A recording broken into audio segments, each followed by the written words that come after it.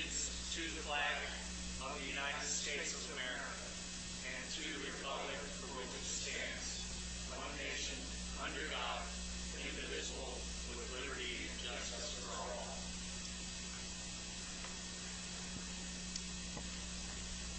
All right. Good evening, everybody.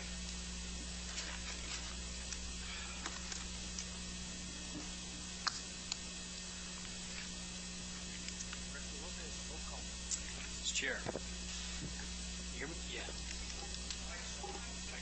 You can't hear me? How's that? Can you hear me now? Hello? Hello? Is that one? Hello? Ah, lights are all on, but they don't work. All right. Commissioner Bolin. Present. Commissioner Metcalf. Present. Commissioner Bacon. Present. Commissioner Leonard. Present. Commissioner Federico. And Chairman Halby. Present. Mr. Chair, we have a quorum. Good.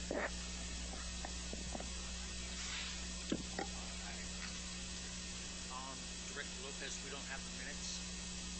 Mr. Chair, no, we don't have them ready yet. Okay. Very good. All right. So I'd like to go a little bit out of order here. Most of these folks here probably here for Cool PZ 210714. Which is the Valley Farm Solar. Yeah. Valley Farm Solar, yes. So most everybody here for Valley Farm Solar? I think. So raise your hand. Okay. I'll try to speak louder. I just want to see how many people were here for Valley Farm Solar. Okay. All right. So, Mr. Chair, you're going to move that up? Yes, please. Okay, we move that up. We want to make an announcement. This afternoon we had a letter from the applicant. They are withdrawing that application for Valley Farm Solar. Okay, so it's being withdrawn. And so it was a nice letter that they respect the community, and we may have a representative here that wants to make a statement from Rose Law. I think Mr. Galvin? Oh, yes. Would you like to come up and just state, because I know you wanted to invite people to do some outreach. You can go up to the mic, please. State your name, address. Thank you.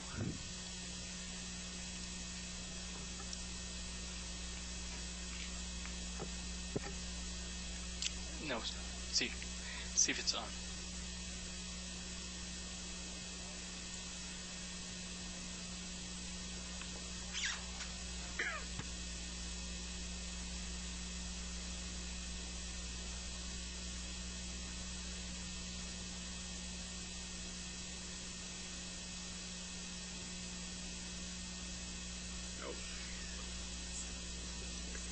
Testing. There we go.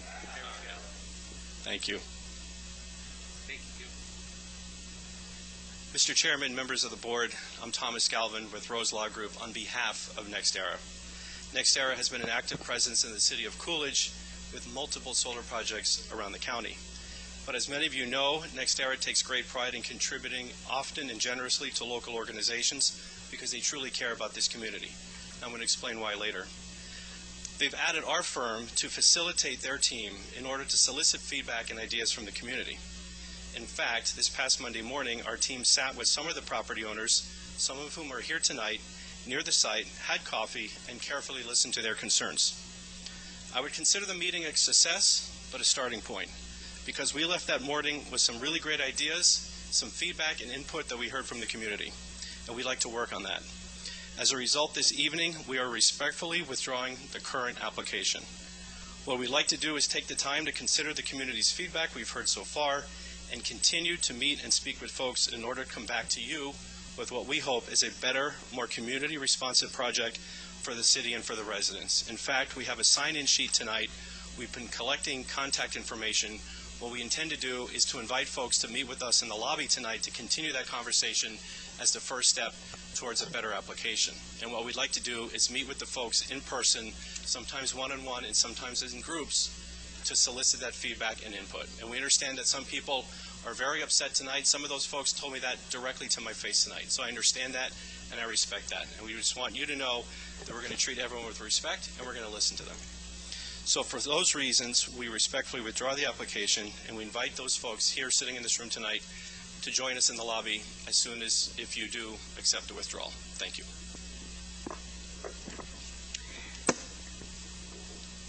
So, Mr. Chair, the next step would be for somebody to make a motion to remove it from the agenda and then have a second and vote on it. Mr. Chairman, I'd like to remove the application CoolPZ 210714. 21-07-14 from the agenda.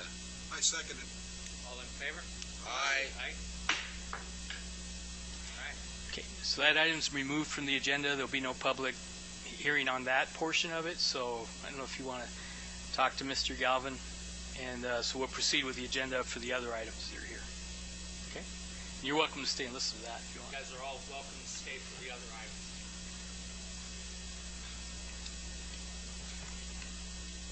I couldn't find where the hell it was. Very last one. Next item on the agenda, CoolPZ 210716. We're going back in order, correct? Yes. A planned area development application submitted by RVI Planning and Landscape Architecture on behalf of Conway Feed, Casa Grande Properties LLC, located on State Route 287, west of 11 Mile Corner, parcel number 401-14002A. Mr. Chairman, Commissioners, we have an applicant that's proposing to develop a property with multiple uses, including potential restaurant, bar, convenience store, fuel station, feed store. You've got it up on the projector. It's about 200-300 feet west of 11 Mile Corner and Highway 287 on the south side. There's two older gin buildings there, and the applicant, which is Conway Feed Casa Grande, is proposing to develop that site. Right now we only have the northern part of it, and so he's proposing a planned area development for this site to be able to do the concept, and then we're coming back and annexing the southern part of it on November 8th. So right now you're listening to the PAD. We're requesting that you approve the PAD application on the ground. The proposed use is consistent with the general plan that we have right now, and it meets all the design requirements in the zoning code.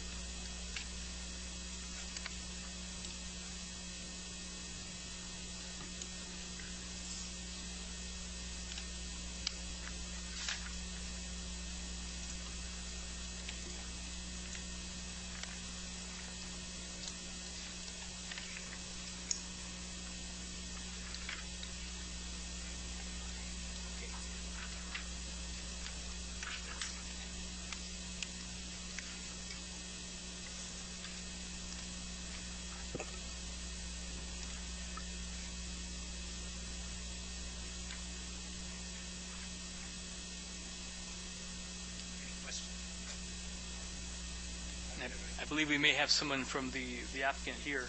Yes, if you'd like to have him speak.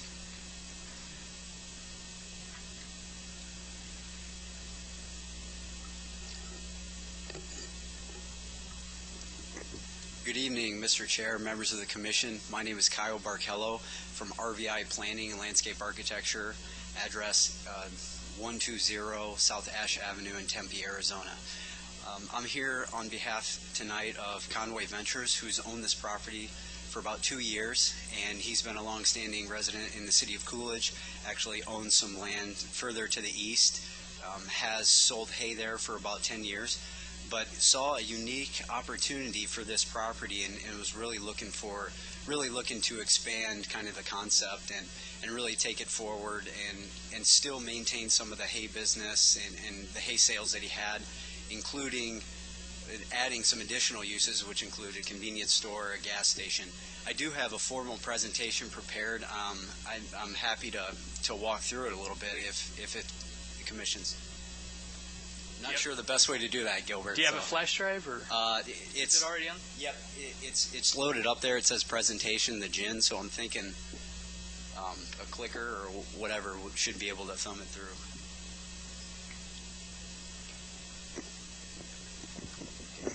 Yeah, here's what I can. If you don't mind, I can sit here and thumb through it if that works. There you go. Oh, okay, perfect. Yeah, perfect. Thank you very much. Yep, absolutely. Yeah, so as I was stating previously, we're calling this project the GIN at 11 Mile. And that's because of the crossroads. You see Arizona 287, you see 11 Mile Corner Road. It's about 1,000 feet to the west of 11 Mile Corner Road, and application on behalf of Conway Ventures. Concurrently, we're going through an annexation through the city of Coolidge. The city of Coolidge limits is essentially to the north of 287, so we border that north property line. And what we're looking to do is do a PAD rezone from agricultural is what the property will be zoned upon annexation, which matches the existing entitlements that are currently in the county.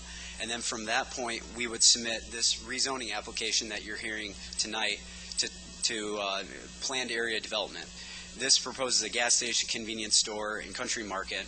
And as Gilbert alluded to, it is consistent with the general plan, as PADs are an allowed zoning category within. It's a really interesting property because it was an old operating gin, and it still has some form of operations going on today. And as you can see, this older style gin, and the goal of this project is to really capture the essence of that gin. So what you'll see in some of the following slides of the elevations is it's trying to maintain that existing character of the gin and also match the surrounding properties as more of an agricultural feel for that property. Here's just a look at the general plan, just to give you a sense for where this property is located in comparison to some of the other land use categories surrounding the subject site. To the north, you have business and commerce, and that's directly across 287, directly across us, and we currently exist in the rural ranchette, which has some provisions that do allow for PADs, including deeper setbacks, which we are proposing to meet. Proposed zoning, as you can see, everything surrounding us south of 287 is within the county, and you see all that white coloring, that's county land, that's not within the city limits, but that light green is what the property would go to upon annexation, and then it would then be changed from that point. Here's a look at the land use plan. As part of PADs, we are required to do a land use plan that basically designates an underlying zoning category for which the PAD would operate. In this case, we're choosing C3, which is commercial, and that would accommodate the ability to do the convenience store, the gas station, the restaurant, the smokehouse, and any future kind of commercial development that the property envisions as documented within your PAD. And then on the south half, it is proposing to maintain that agricultural nature, so there may be future hay barns back there, and it would be agricultural character on the south end of the site. Here's a look at the site plan. You can see how it's laid out. It's long in length, and it's not very wide. So that has some challenges as it relates to access that we have been working with ADOT with, and we have received approval on these access points, meeting their requirements along with the city's requirements.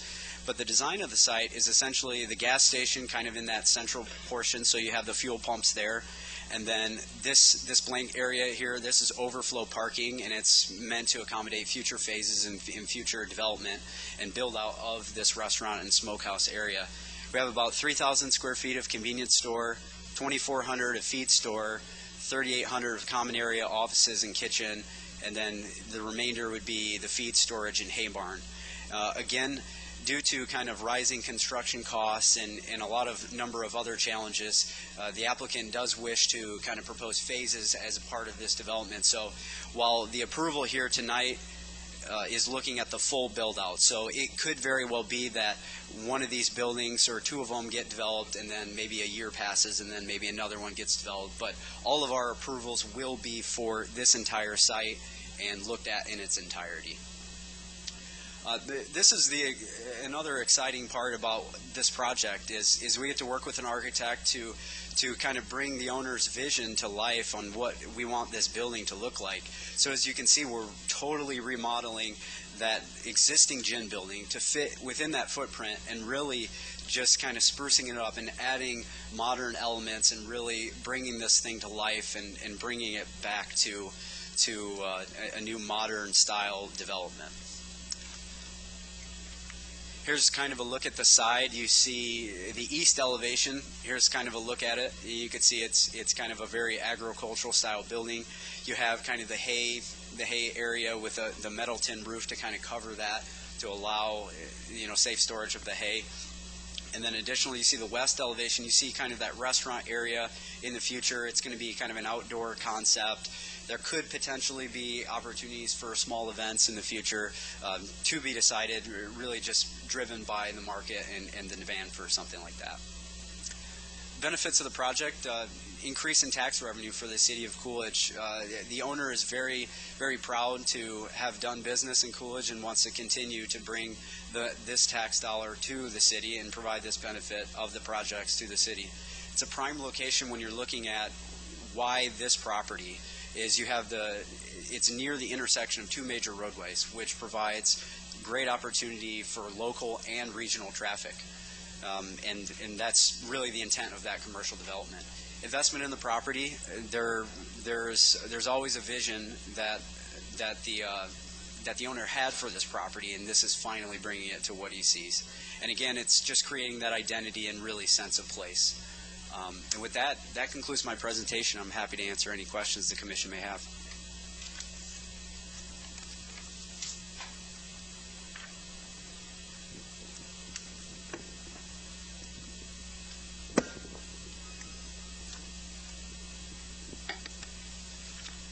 Mr. Chair,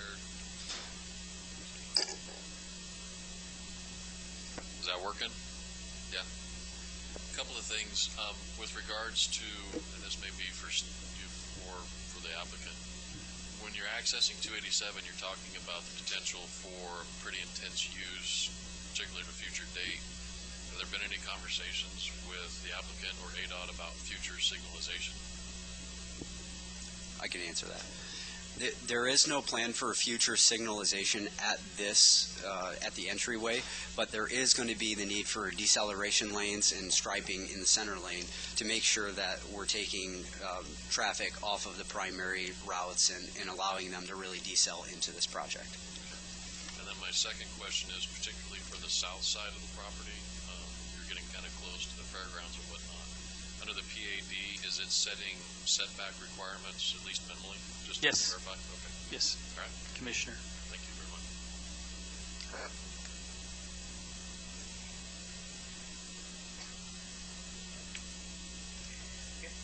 Sir.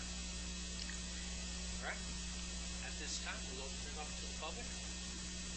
This is a public hearing. If anybody'd like to come to the podium and speak on behalf of this project, please do so.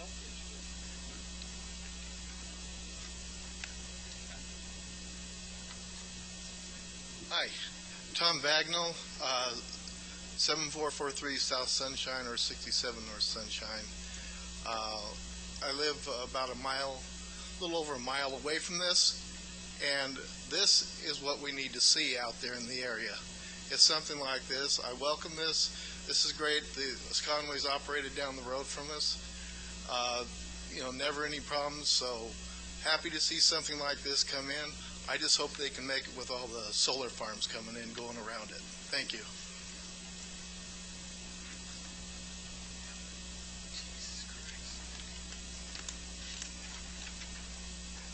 Anybody else? No? All right. At this time, we'll close the public hearing. And, Commissioners, I'll entertain a motion. Mr. Chairman, I'd move that we approve Cool PZ 21-07-16 as presented. I'll second. All in favor? Aye. Carried.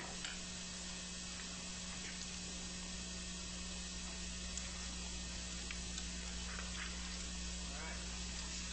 Next item on the agenda. Cool PZ 210613, a major site plan application submitted by Coolidge Solar Center, LLC, aka 11 Mile Solar Center, for a solar farm on approximately 1,540 acres located in the area of State Route 287 and 11 Mile Corner. Now County, parcel number 401010860, 08700880, 401-401-140040, 0060, 401-15001 Charlie, 0050, and 401-21-043A and 0440. Director Lopez. Mr. Chair, if you recall, this item was on the agenda before, and you decided to table it and bring it back to this meeting. And so the public hearing portion is over with, and so the applicant wants to make a short presentation on it. And if you want to call anybody up, you can do that. It's your prerogative. But I'll go ahead and get his presentation up, and then. Is the applicant here? DJ's over there. How you doing?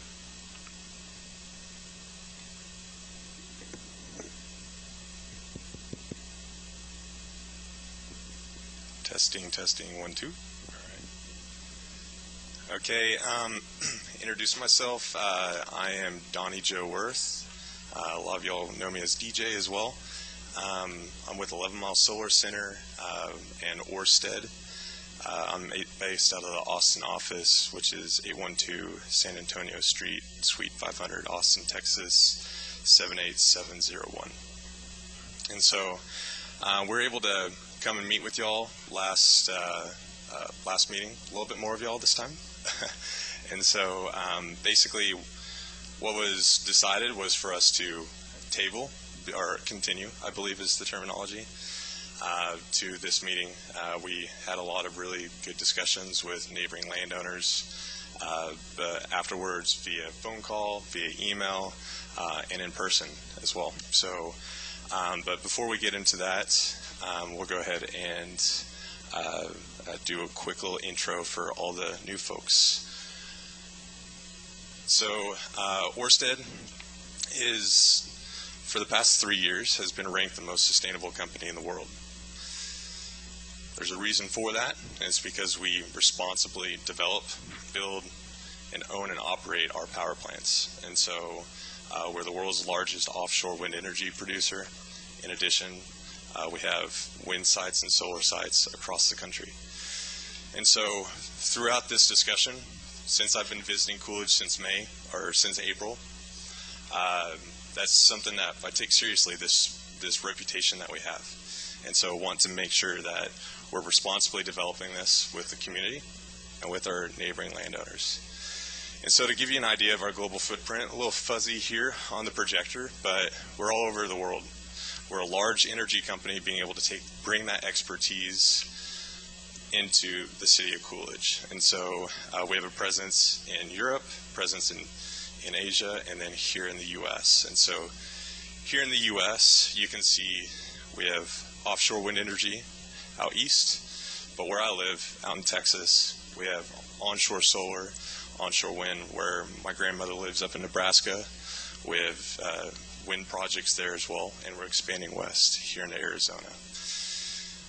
And so that's a little bit about us, a little bit about my team, the Texas team. And so one of our projects here, you can be able to see it, it's Permian Energy Center out west Texas.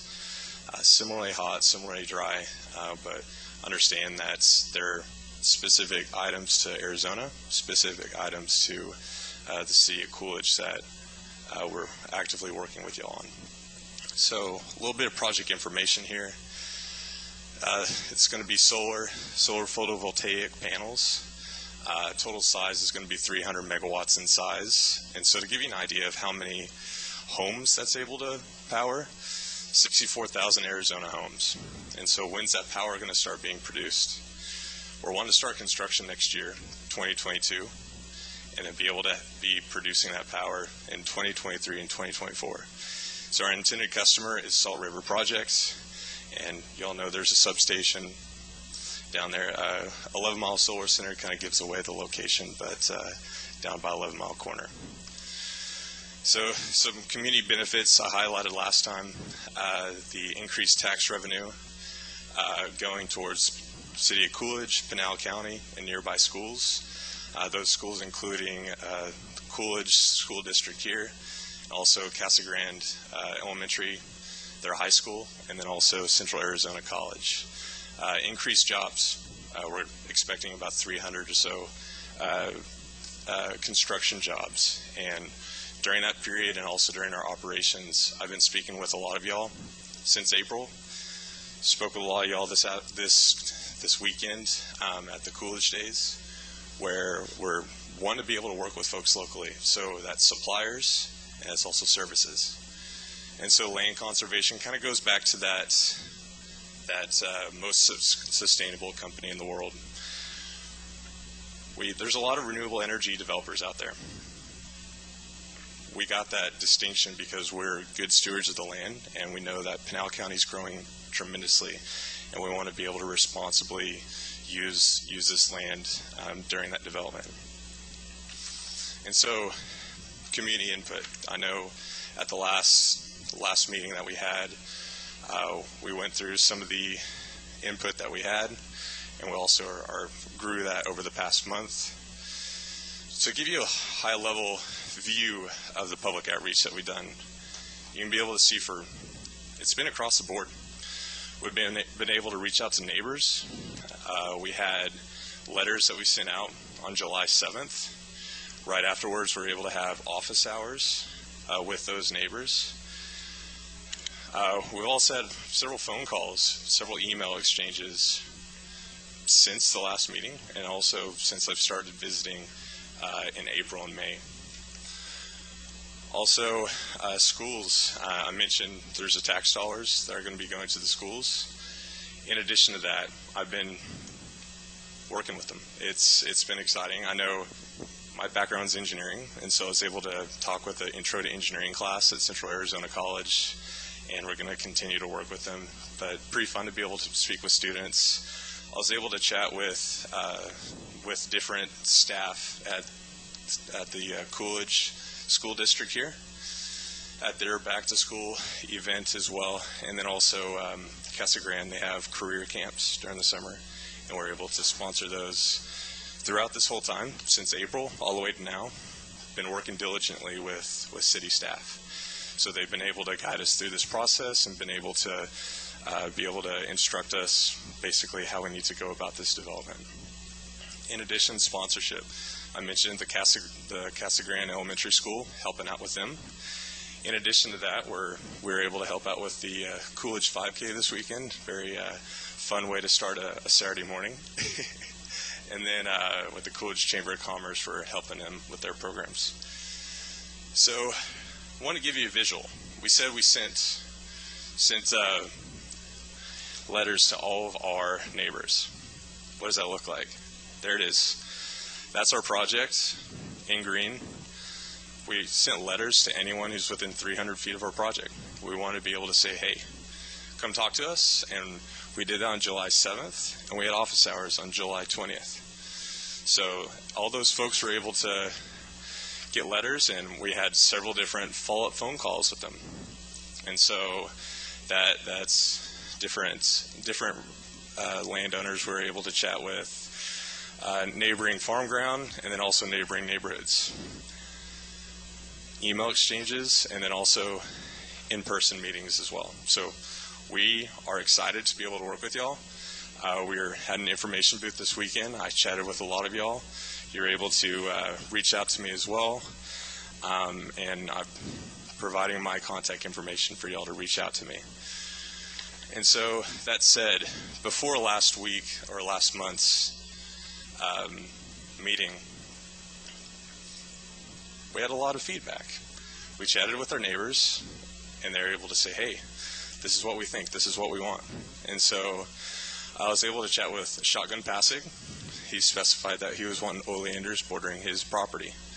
You can be able to see in the landscaping of the designs there that there are oleanders right across from his property there. Tom and Penny Bagnall, they had a lot of questions, and we were able to have really good discussions with them. They had a lot of questions about our project, a lot of questions about the technology, and we're able to have lengthy discussions about that, and we're also able to make some side adjustments to the project. Additionally, Justin Roberts there on the corner with the Rockwall House on the northeast side of 11 Mile Corner, he wanted to maintain access to the irrigation district that he watered his yard with. We're able to move things around to be able to make that happen. And also Terry Gowan Jr. specified that they were wanting to have non-oleanders. They didn't want those near their property. We took that feedback and we said, okay, we'll make those adjustments. Since then, you'll be able to see there's some new additions. So I'm a little colorblind, don't know what color that is, but you can see on the top, the new color is the Igual family. I was able to meet with them, and their families lived here for generations, and able to discuss the project with them, talk about the industry, talk about the technology, and also be able to make adjustments to the project. Peter Everhart was able to meet with him, and we were able to have discussions with Peter, and we're able to make adjustments to the project as well. And Michael, just south of he's just south of our project. We're able to make adjustments to the project for him as well. And so, that said, really excited. I have enjoyed this discussion. I actually grew up in a town about the size of Coolidge in eastern Oklahoma. So a lot of this reminds me of being at home. And so I'm excited to be able to talk to you about the outreach that we've done, be able to go through the details of the site plan, and also I'm really excited for future dialogue with everyone here. So that said, thank you for your time. Yield the floor, and excited to answer any questions. On the first slide, it said a 7-foot wall across the road from Bagnall's house, and on the second slide, it says a 6-foot. You're right. That's a typo, and so that was actually something that this is the slide that was used at the September 8th meeting. And so since that, we were able to get feedback from the city that per city regulations, it has to be 6 feet. So that was what we were communicated. But I agree. We said that. I just wanted to see if there was something that changed. That is something that being there, the wall existing, yes. The height of it has been adjusted from taller than me to just barely shorter than me. So that, yes, you got that correct.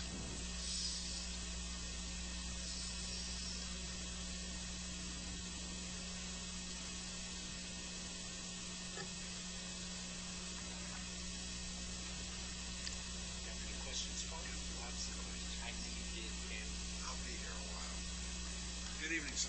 Howdy. How are you doing? Tell me first, how tall is a solar panel above the ground when it's vertical, when it's catching the morning or evening sun? How high is that? 6 feet, 7 feet, 8 feet tall? I don't know the exact height. I've been told it's roughly about 7 feet. Yeah. I've looked at the ones that were out there across the street from where you're going to be, and it's a 6-foot fence, and it appears to be at least 2 feet taller than the fence. So it appears when they turn vertical, they're about 8 feet tall. So a 6-foot fence, my thought process, if that is what is allowed to be put near residential areas, whether it be Mr. Bagnall's or anybody's residential area, they're still going to see the panels morning and night. They're going to stick up over the top of the fence, I would assume. And this is something happy to be able to work with the city on. I know something that we're communicated is that these are the rules. And so that said, I know a lot of the landscaping that we plan to be using will be taller than that. And so, yeah, that's some addition. Landscaping. Who's going to maintain the landscaping? Are you going to hire a crew that's going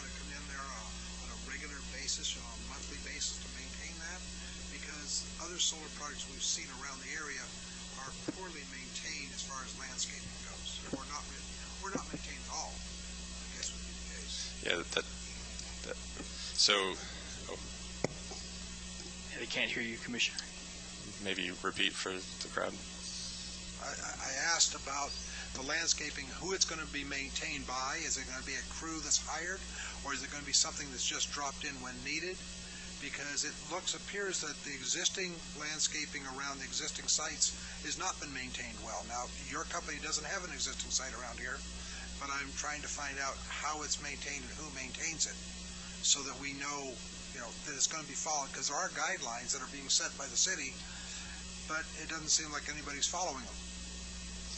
Yeah, and these are very important things, very valid concerns. I know one of my jobs growing up, my dad made me clean out fence rows that were not properly maintained.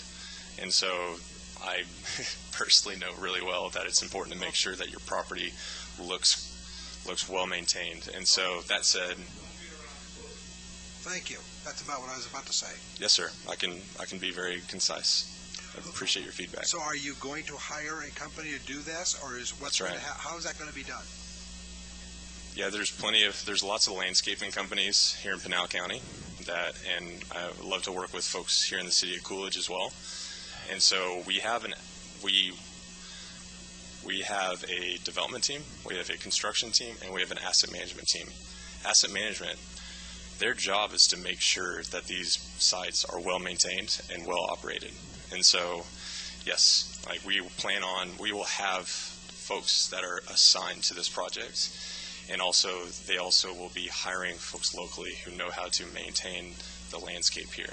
Is there something in a budget that actually shows they're going to be spending X number of dollars? Is there a budget on this whole program? Yeah, it's a specific line item called vegetation management. And where is that? Do we get to see that? That I wasn't expecting to.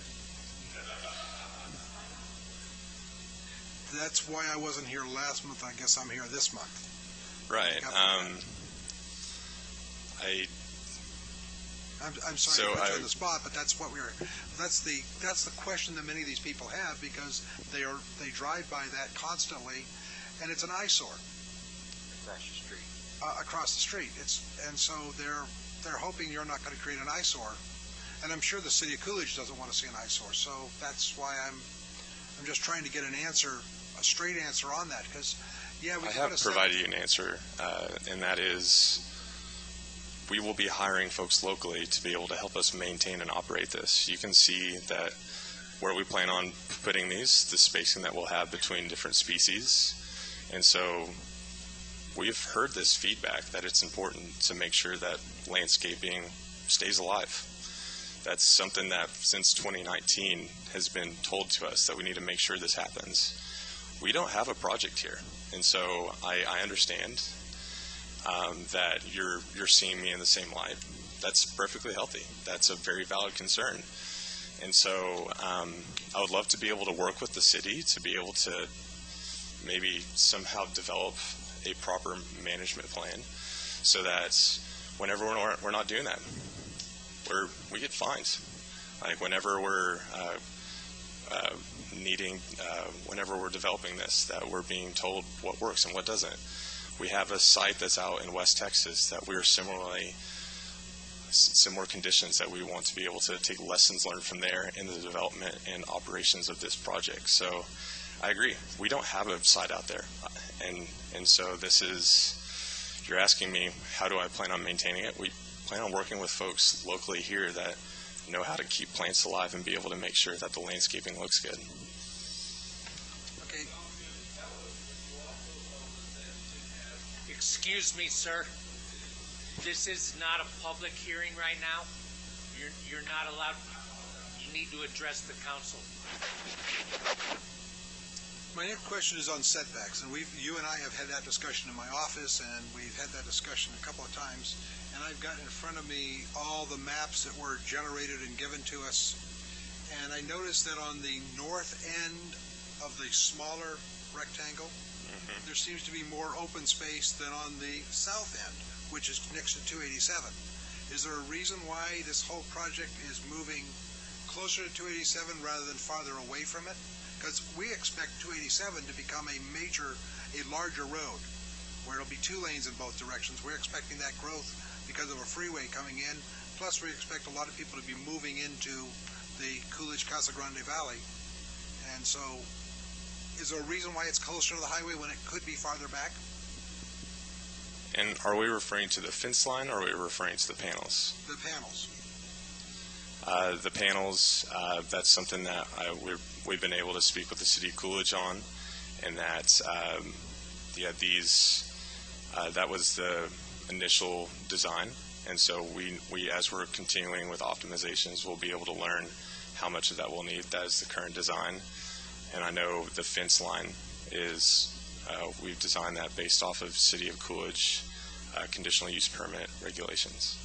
When you were in my office, you told me that you're going to fill every square foot of this with panels that you could legally fit in it, because you wanted to generate the maximum amount of power you could generate, which maximizes your income and your expenses. I'm just wondering if it would be better to me to have it set farther back, whether, whatever the staff said before. I don't know whether they looked at the fact that you have, it looks like 100 or more feet or 200 feet at the back of at the north end of the property, unused, and at the front you're right up against the road, or you're up within 50 feet of the road. You're doing the setback, but 50 feet when it could be 100 feet or it could be 150 feet, and you'd still have the same output from your panels. They just wouldn't be as close to 287.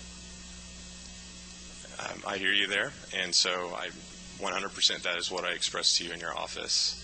And this is, for us, we're learning how this process goes, and so we understand to be able to fill in those gaps as we continue to optimize the sites, that we will have to come back to you to be able to review that. So I hear you there, and our desire is to use the property that we have site control on to be able to generate electricity. And we want you to. We approved putting solar in this area, but we wanted, when we did that, I was here then, and we were trying to get as much distance between the residential areas as we could from the solar fields, okay? Because of the belief that they generate heat, which some people say don't, I don't know, but they say they generate heat, and I'm willing to believe that they do, and that they have glare, which again I've been told it does and it doesn't. I don't know, but what I do know is we've got a number of people that live around that and that drive that road, and if a fence that blocks it from the view of the houses that are in Tierra Grande or on the corners of these different properties, that would block it from their view would help them, especially if we got it far enough away. You put the inverters quite a ways from any property lines. Is that correct? I believe that's the case. Okay. Yeah, I need to double check with the site plan I have over here, but go ahead. Yeah, I'm sitting here with them all over me. brought a large copy here.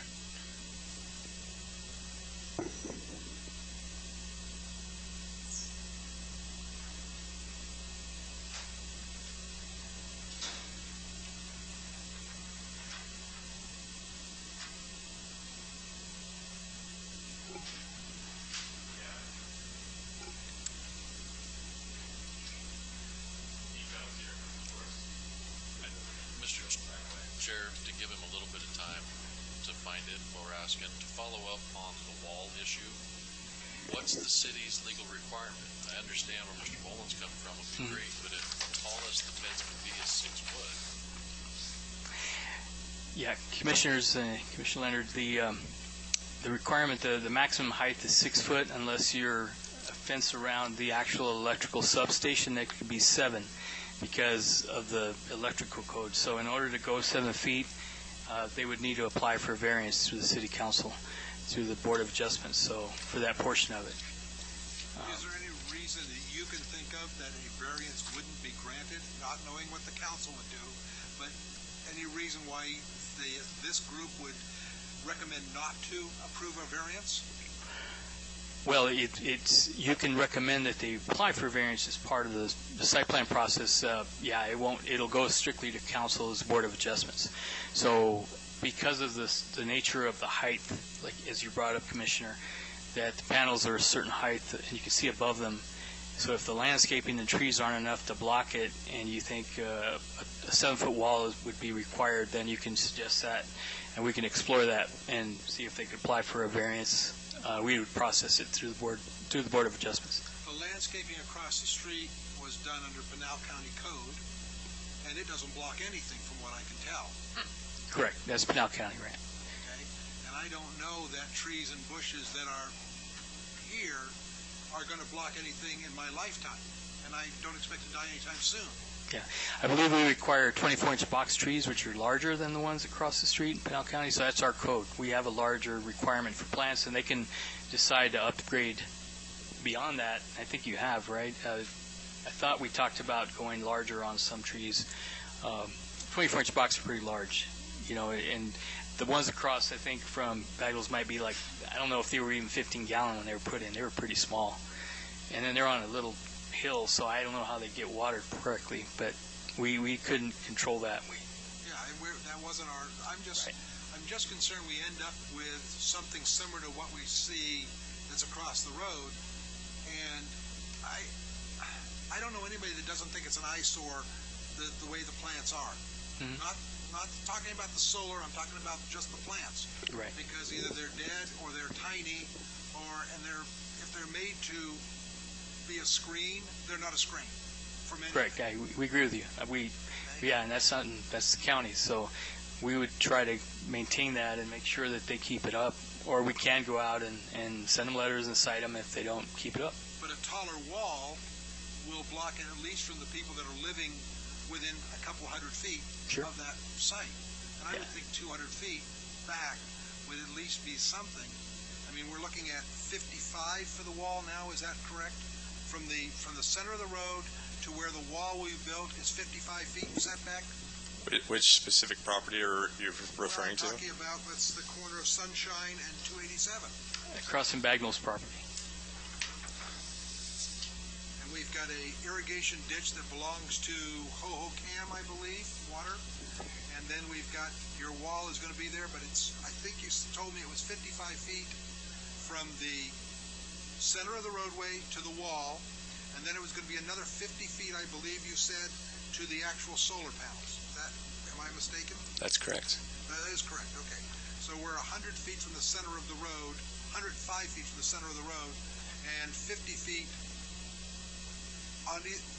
feet for the wall. So basically, if the center of the road is 55 feet, his house has got to be within 100 feet, 150 feet of the center of the road the other way. So his front door. I'm guessing. Looking at about 300 feet. We're looking at maybe 250 feet, maybe, to the net. But the wall is only going to be maybe 200 feet at the most. Is that? What's the question? I'm sorry. Is that correct? Is that wall about 200 feet or about 100 feet off his property line? I haven't walked it from the front door of their property, but I know from the center of the line is what I've reflected to you. The center of the road, it's 55 feet. To the wall. And between that, you're going to build the plants. And somewhere there's a ditch in there for Ho-Ho-Cam. Yeah, so from the center of the line to the edge of the landscaping is 60 feet, correct. And then you have an additional 20 feet of landscaping, so that's 80 feet, and that's to the fence line. So that's going to be 80 feet from the center of the line. The center of the road to the actual fence, the block fence that you're putting up is 80 feet? That is correct. Okay. I misunderstood. I thought it was 55. So we just got 25 more feet then.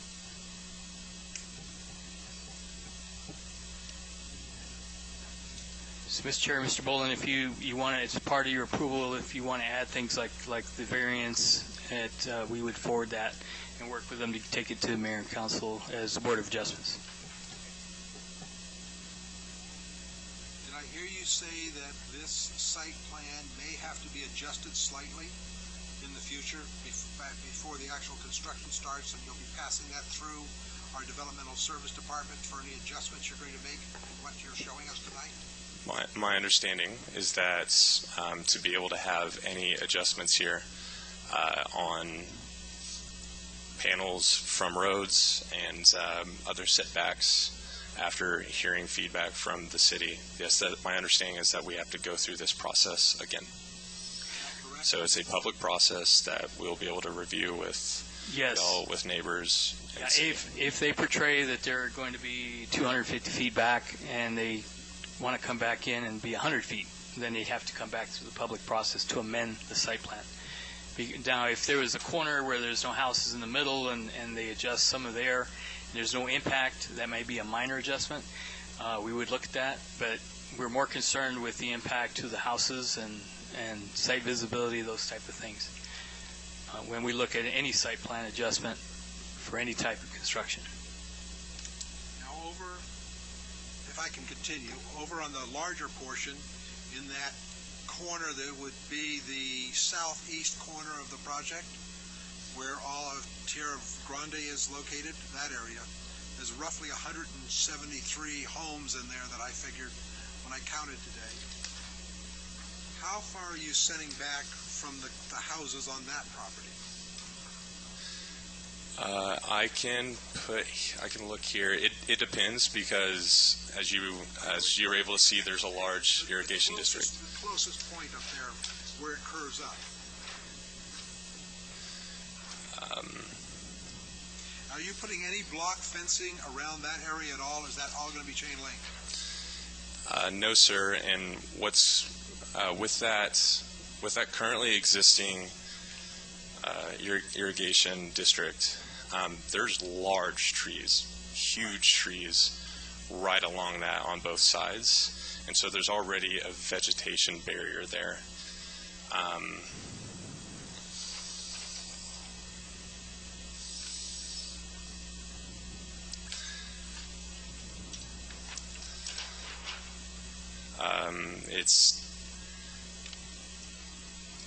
don't have the answer, but it's so far, those houses are so far away that they're outside of the spacing of this site plan.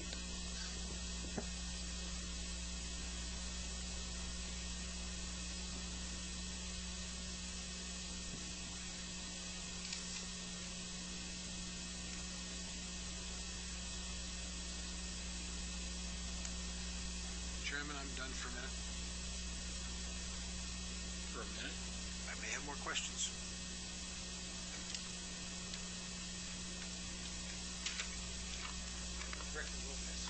Sir?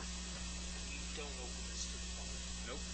You already had your public. You can ask somebody if you want to speak to somebody and that you want to speak to, but it's not a public hearing. You've already had that.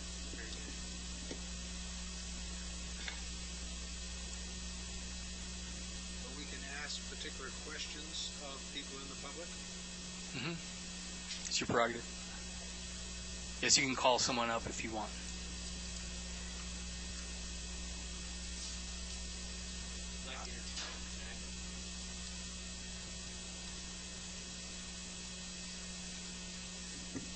Hi, Tom Bagnall, 67 North Sunshine, 7443 South Sunshine. Is there a particular question you want me to address? The question I have for you, Tom, is, are you satisfied? Did you get your questions answered that you had from the last meeting? Thank you. I had we had traded emails.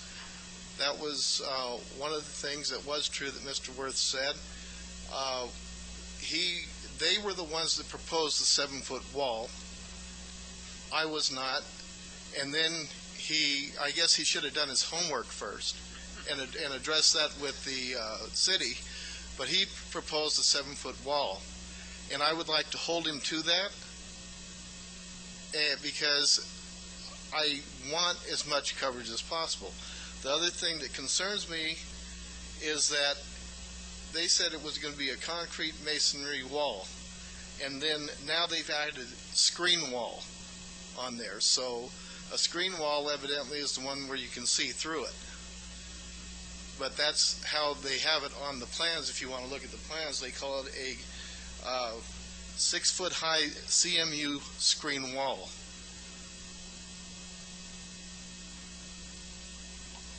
But, It's well, not a concrete block wall. CMU is cement. Yes, it's a block wall. It's block. Solid It can't block wall. So yeah, CMU is those big gray blocks that. Right, but this like says this stuff screen right wall, there. and when I Googled it, it showed that it was that screen walls are considered where you can see through them. They have, they're open on the inside. No, I think we've been very clear it's going to be a concrete wall. That's CMU on that wall right there. A wall like that screen, you can't see through it. You Right. can't see through that screen. It hides what's on the other side of it. And the block wall is going to be a screen, but it's going to hide what's on the other side of it. Right. And again, I asked on numerous occasions to have the solar panels set back further, maybe even with my north property line, and Mr. Worth has just gone ahead and just blown that off. He's talked around. The guy is full of so much double talk, it's not even funny.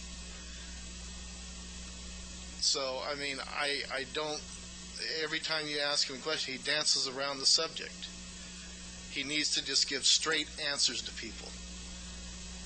But he's refused to acknowledge the fact that he could move those solar panels back further to the north and then allow me to have that view shed without having to look at a wall or solar panels.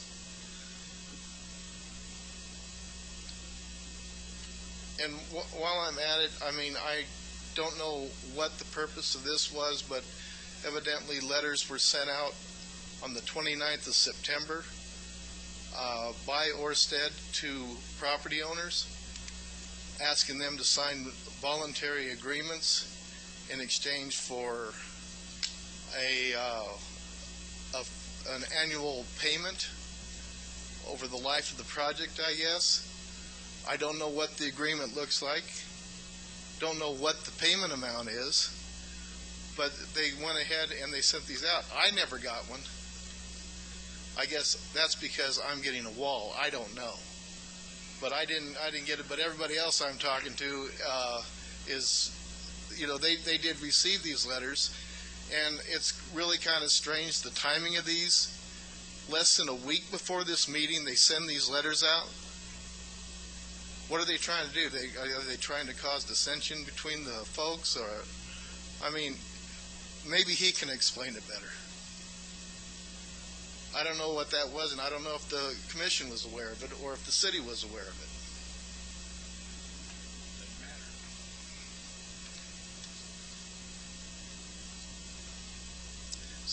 So if you don't have any other questions, I'd like you to go ahead and see if Mr.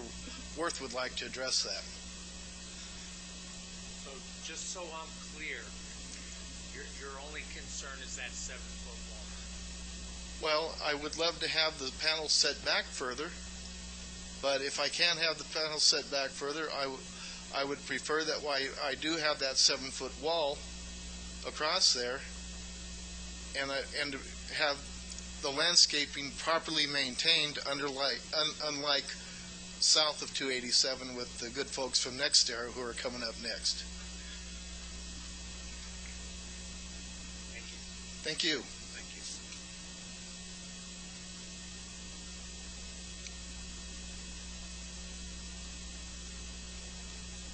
Mr. Worth, I've got more questions for you now. It takes my brain a little bit of time. I'm slow. I'm back to the setback on the north side, and I'm sure you've got this same map that I have here. Yep. This is Mr. Bagnall's home. This is the property, and it looks like it could be set back to the north another 100 feet or so, and not change anything about your physical layout as far as the production of electricity. And you'd be farther off of the highway, so as that highway grows, and it would solve Mr. Bagnall's request to get it not quite in front of his house. It would still be in front of his house, but it wouldn't be, it would be back, and I think it'd be good for everybody to have it farther off 287. Is that doable? Is that possible? Or is that incredibly hard?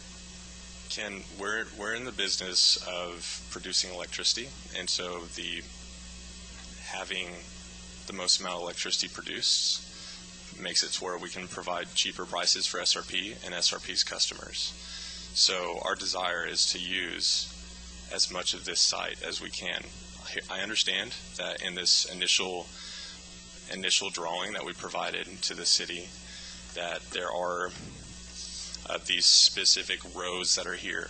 As you see, there are specific links throughout, and we'll be able to further optimize the site over time, which we'll have to come back to the city to discuss any changes to setbacks. So that said, our desire is to use as much as we can within that fence row. I hear you that in this design, that's not reflecting that. And so that is something that we'll have to come back and be able to discuss with the city of how we plan on using those additional areas on the south side and on the north side. I am afraid to tell you this, but I don't think anybody in this room cares about SRP. Not one of us. There's nobody here that buys power from SRP, and it's not going to affect our rates and make them better. Okay? So, personally, I just don't care. But I do care about getting this thing farther off the highway. And if that's what it takes to move that back, I think we could move that thing back 50 feet and it wouldn't affect your production. Unless, of course, you're going to increase the amount of production later on and ask for more space. I don't know about that. And I don't know whether you get it accepted. But moving it 50 feet farther away from the highway means growth in the future for us. But the city gave them the specifications that they had to meet. Right. So the city did it. They put the lines where the city told them to, and that's where they're going to stay, because they got to come back to us. If they change one thing on there, it's going to have to go through the whole system again. Oh, no, now wait. These guys are spending a lot of money to build this project, and you can't sit here and say, well, we're going to make you move 50 feet. We should have did that a long time ago if we were going to do it. No, it's not the city at fault. They went by the specifications that they had to go by. And that's exactly where we're at. And Mr. Chair, Commissioners, we provide the minimum that the conditional use permit requires. If you want to see a larger setback, then you have the prerogative to do that. If it works, the only thing is it's part of the process of the site plan. So, yeah. I mean, that's why we're sitting here tonight looking at this, is because we're reviewing what they presented and what the minimum codes were and seeing if that works. Right. Obviously, if it affects the property so much that they can't make the plant work, then you affect both the landowner, which is Alligator Farms, and then the project. So I'm just saying that you have to kind of balance it. I don't want to cut back their production at all. From what this site plan is, I don't want to stop their production in the slightest. Right. I just want to move it back on an open space that exists on this map. And if all the way across the north side of the smaller plot, there is open space that they could move it into and just simply slide it all north 50 feet. And I don't see, since there's no construction going on yet, it won't cost them any different, except they'll have to draw a new map. And I think that's done on a computer. Right, yeah, and that's Mr. Worth can answer that. All we're saying is this is what we provided was the minimum standards that a conditional use permit required to have, and then you go through this process. To answer your question about costs, that does have a material impact on the costs whenever we can't use that portion of the property. And so I hear you again. We should have shown that we plan on using that in these site plans that we provided to you. That said, that we plan on going through this process to show how we plan on optimizing this to have these specific roads here, the access roads. Like, this is currently what it is, and so we know that we have to come back to be able to fill in those gaps.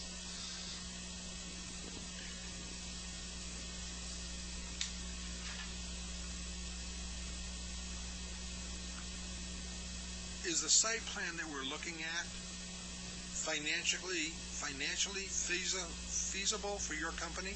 I mean, would your company move forward with this site plan without any changes to it?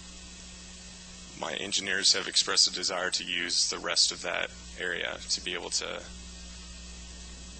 I'm sure they would like to, but that wasn't the question. The question was, did the engineers tell you that, did they tell the bosses of your company that if we build this plan based on what we're presenting to the city of Coolidge, we can financially make that work?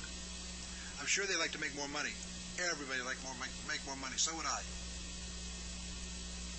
I can be able to learn more, to be able to get more information around that. So the reality is this is a competitive environment in Arizona for solar energy. And so we really want to be able to build this. We want to be able to provide jobs to the area. And we want to be able to increase that tax revenue from these parcels. And so that said, I can be able to learn more. For optimization purposes, I've been told that that needs to be filled in.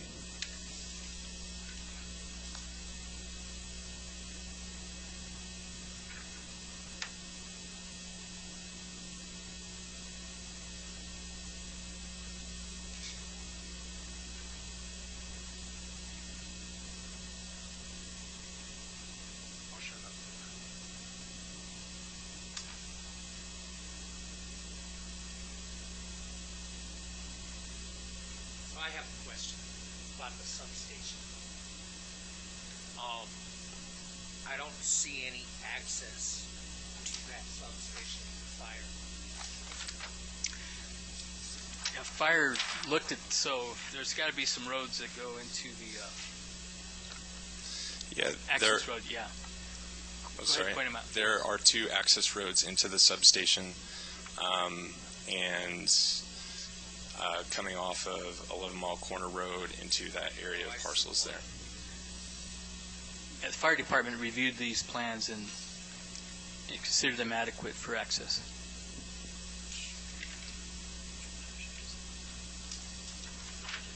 Oh, that is S14. So bottom right, S14.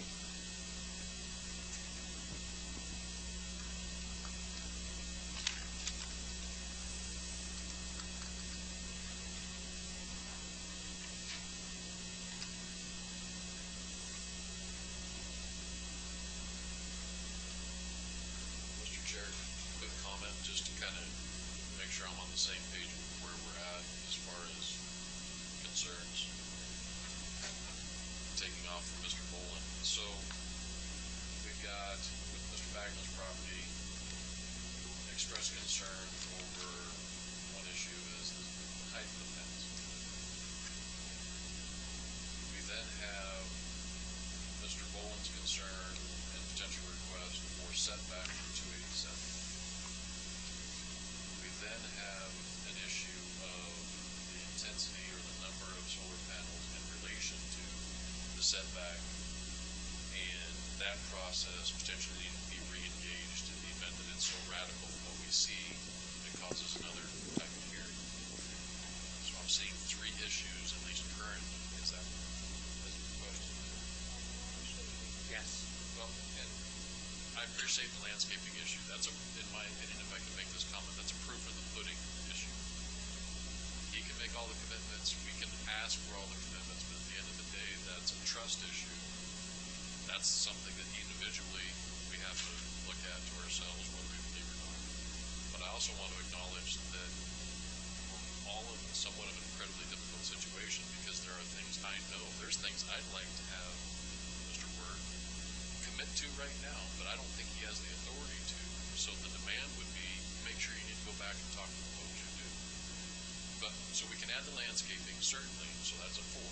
But I'm just trying to make sure that as we're having this conversation, we don't lose track of some of those key issues. So is there something that I'm missing so far with either Mr. Boland's comments or with regards to what we heard from Mr. Bagnall, the cellular? You've precisely said what I was concerned about. Yes, sir. Any of the other other property owners here?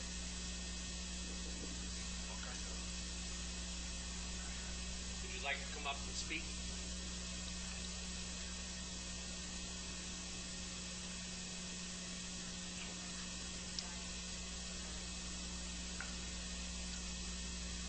I just ask that if you do want to comment, you do have to come to the podium because we are being recorded. Hi, I'm Rose Robertson. I'm the daughter of Pat Robertson, the property owner, who is selling to Orsted.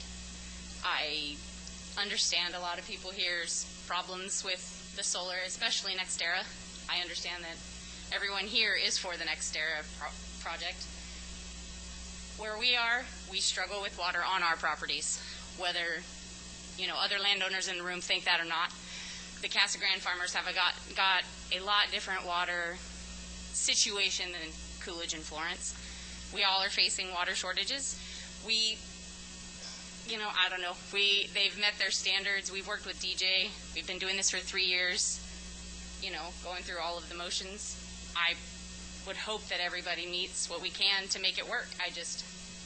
There shouldn't be no animosity here, though. So, you have questions for me? Ma'am, Thank you. I do agree with you, though.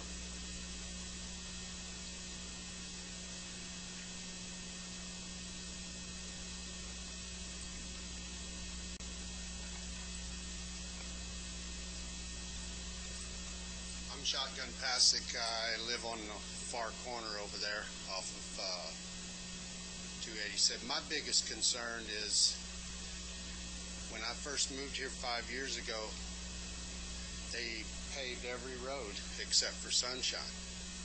And I struggled to get somebody to tell me why in the heck they didn't pave that road. I found out that halfway up Sunshine, right there at that ditch where my property is, belongs to the city of Coolidge, and from there on belongs to the county. So my biggest concern is are them two going to be able to come together to help maintain that bar ditch that runs along there, because there's no culverts there.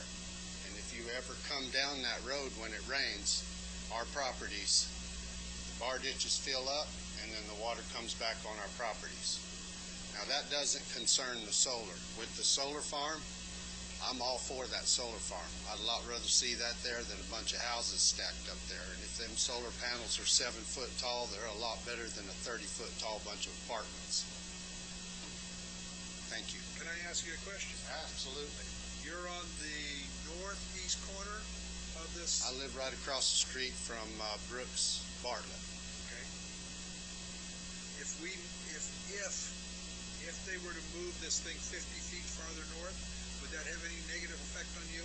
You know, the thing that I think they struggle with is the eyesore across the street over there, because they water them damn trees with a water truck, and they don't get no water.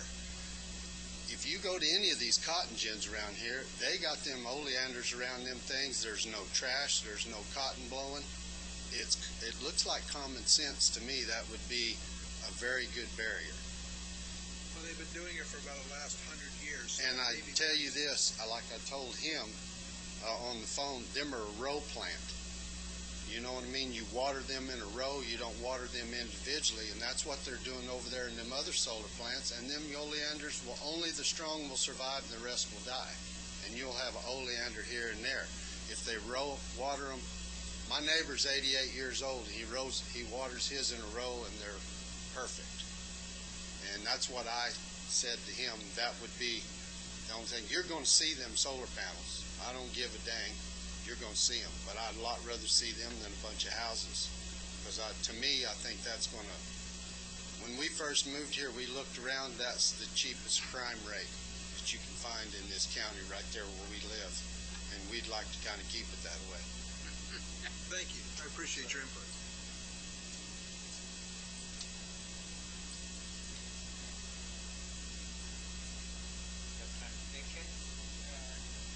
I would like to, when we make the motion, I'd like to add that we put a 50-foot setback along 287 on that one portion to go farther north.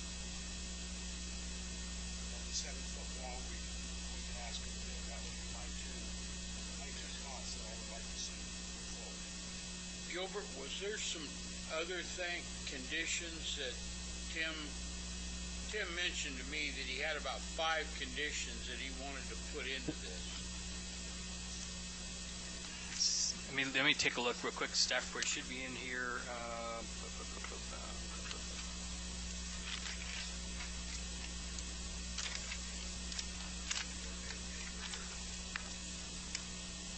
It's not on any of the paper.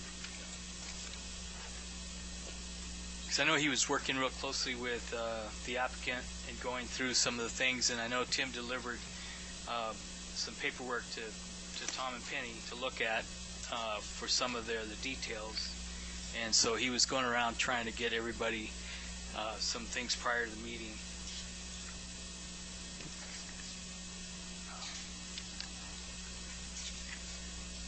But he has staff comments on public notification, sheet S1, remove number 4, general notes section. So they're just notes for the actual changes to site plan. And just change 14 feet to 20 feet on minimum dimensions adjacent to fences and panels. So he has some of that. The minimum standards on setbacks, according to the conditional use and zoning, is 50 feet. So anything beyond that is what you ask for or what they agree to push back.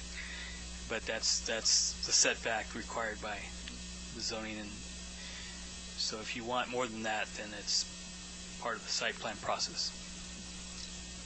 And I know they're further back than 50 now, but Gilbert, if the committee or the commission requested and got a 50-foot additional setback, the builder could come back to the developmental services and to this commission and ask to have that readjusted again. Is that correct? Correct. Okay. So moving it back 50 feet tonight may be all that needs to be done, and that if they want to come back and talk about it again, they can. Yes, they would come back and apply for an amendment to the site plan. Right. Okay. And the neighbors would be notified and all that process. We'd be starting over on that 50-foot section all along 287. Yes. If in fact they decided they wanted to come back and ask for that. Correct. They'd ask for that instead of the 50-foot on the north side. Right. They've already got the 50 feet on the north side. All I'm doing is pushing everything a little north and not changing anything as far as the number of panels. And on this map, there's an empty space up in here that they're not using at all, which I'm sure they'll fill in. I'm sure they're not going to waste any space. And he was honest and told me they're not going to waste any space. That's right. And I don't blame him for that, but I just think that based on what's going to happen in this area and what's happening in this area with all the growth we're having, Highway 287 is going to become bigger than it is now. And the city asked for 75 feet, and I think they're going to want every inch of that. And giving another 50 feet back is going to get them away from the houses that belongs to Mr. Roberts down on one end and Mr. Bagnall on the other end. It's going to get them that much farther away from their homes. And to clarify, you mean the fence? Are we talking about the fence here? I am talking about the actual solar panels themselves. I'm not talking about moving any fences. Leave the fence right where it is. And just move your panels 50 feet north. And 50 feet is what this looks like it is, the amount of space that's sitting here open on the top of these sheets. Yeah, and Ken, as I expressed earlier, we plan on filling that out. I understand that in the current site plan it doesn't reflect that. And so, I'm sorry. Fill it out. We would like to use that portion of the property. Well, and you may want to use it. But at this time, the site plan that we're approving doesn't show that you're using it. And we're approving this site plan. We're not approving what you're going to do with another site plan. Correct? I mean, this is what we're talking about approving. To confirm, in that future application, we could be able to show in a site plan how we plan on using that entire area inside the fence. Am I hearing you correctly? That is correct. You could apply for that, and we'd have another one of these hearings, just like this, to get approval on whether or not it would be allowed for you to fill that 50 feet in. Because that 50 feet may turn into being needed for a highway. And is that more than what was currently set back? Yes, it is. It's a 50-foot additional moving. Are there discussions happening for expanding that highway? I know Tim, at this point, has the setbacks reflect what we have now in the transportation plan, but they could be, obviously, in the future. Depends on ADOT. That's an ADOT state highway, so. Yeah, so it sounds like something we can work with the city on what that expansion of that, you're saying the width of the road is changing into My to expectation account. the road will double in size. And if we have to have turn lanes, like we just approved a gentleman to open a restaurant and convenience store down the street, within 1,000 feet of your property. He's going to open a convenience store that's going to need a turn lane to go in and out of on both directions, which means that whole road's going to have to widen. That's right. And I think right now, to the edge of the landscaping, we've set back 75 feet for right-of-way. Right. Is there some additional room that you think will be needed? I don't know. Is that something that we can work with somebody in the city to learn what that additional distance needs to be? When I moved here, there wasn't much of a road there at all. I hear you, and that's exciting that it's growing a lot. And so we would love to be able to work with the city to learn how many feet is needed for that future expansion. We could contact ADOT, and they would be the ones, but I don't know if they have that right now figured out. I don't know. Right now, they're more worried about building a freeway down here than I think they're worried about expanding 287, which I hope they are. We'd like to get that freeway down here and moving. Yeah, and we took the master plan into account in this, so Tim's really specializes in that. So it would help me to understand. So, if I might, Ken. Go ahead. Mr. Bullen. So right now, for what you're talking about, there's a 125-foot setback. You have the 75-foot proposed right-of-way and then the additional 50-foot of setback. And what you're contemplating is requesting in the motion to add another 50 feet, so that would be 175 feet from the center line of 287 for what would, if you reflect it on the south side, would end up being a 350-foot corridor. Contemplated to address future expansion on the scope of something like an I-10 east-west. Is that kind of encapsulated? I don't know about an I-10, but we want it better than 87 is going between Coolidge and Chandler. Oh, absolutely. That's a nightmare existing now.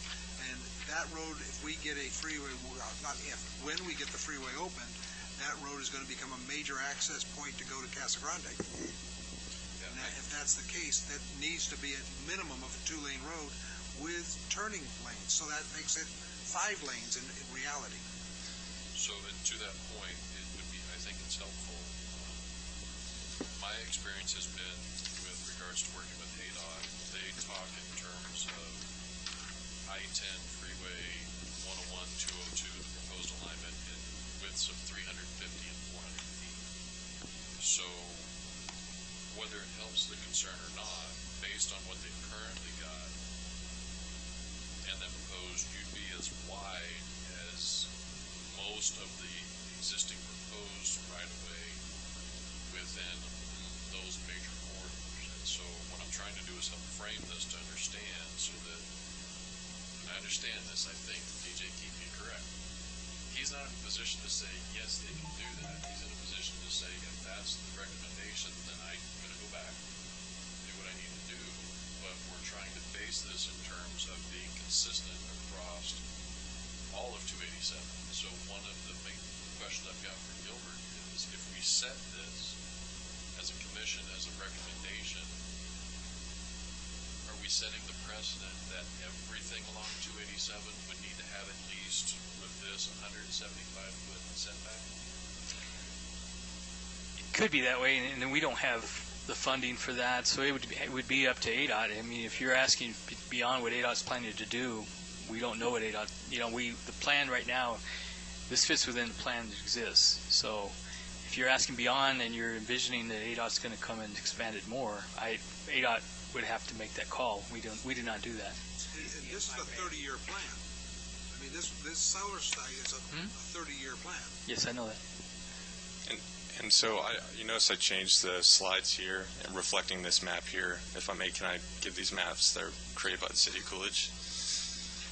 So I'll go ahead and give that to you, and I have a couple more if y'all like. But basically, you can see from that, specified was 75 feet of right-of-way was required. You see 11 Mile Corner Road has 100 feet of right-of-way. And other county roads, such as Sunshine, it was 55 feet. And so you can see whenever we're on both sides of Tweedy, it's 110, but whenever we're only on one side of Tweedy, it's 55. Selma Highway is 100.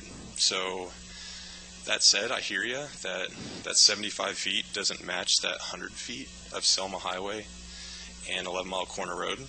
And from my knowledge, my general knowledge, is that these are big transit areas that are expected to grow. So if I'm hearing you correctly, it sounds like you want that to match something similar to 11 Mile Corner Road and Selma Highway. You understand what I'm saying, but 11 Mile Corner Road's traffic doesn't compare to 287's traffic. I mean, in the number of vehicles going down there, and I've made no studies, I just have lived here long enough to know that there's a lot more people traveling on 287 than there are on 11 Mile Corner Road.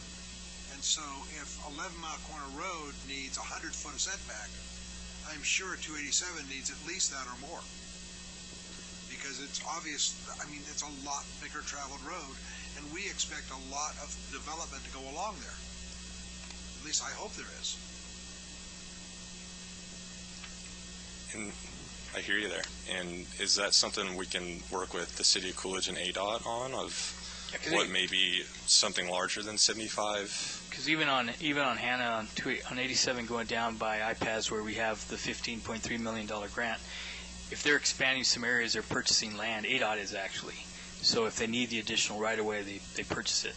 But typically the ADOT roads are 150-foot wide total, so I think Tim reflects that in the plan, unless there's something else in the long-range plan that has that. So that usually is taken into account. If he thought it was wider, he would require a larger setback on this, because this is a minimum based on what the plans are now, what the setbacks are, and then that's why we provide this to them, just as a starting point. So I'd like to have a crystal ball to tell you what's going to happen 10, 20, 30 years from now. Unfortunately, I'm not there. Right. But we can purchase. They'll have to come in and purchase. They will. But if they're going to have to move it 10 years from now, why don't I just have it up there already? There's no reason not to that I've heard. And if I'm hearing you correctly, you're referring to moving the fence back so that there can be more room for a expansion of the highway. Am I hearing that correctly? Is that the border of the project, the fence? Okay. The object is moving the solar panels 50 feet north. Whether the fence moves or doesn't move, I don't particularly care. And you can move it. But oh, okay. I thought we were referring to the road and the edge of the project, so the fence. Well, I think that the fence will have to get moved at some point when they widen the road.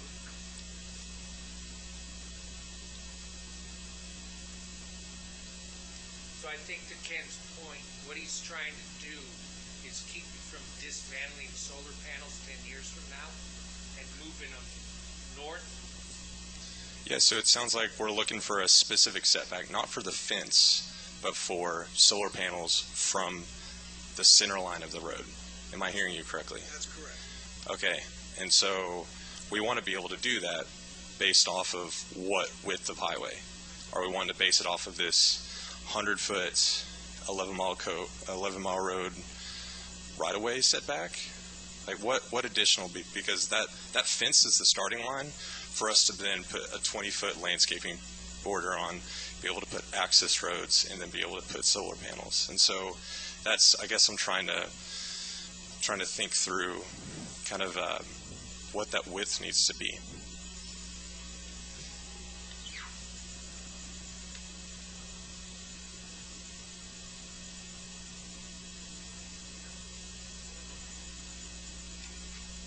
All right. Because that helped me answer my question. What we're looking at is on sheet 09.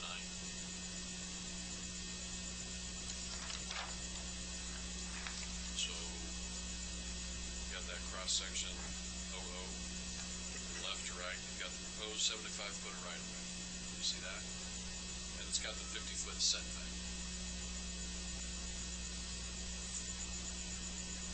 Correct. Okay.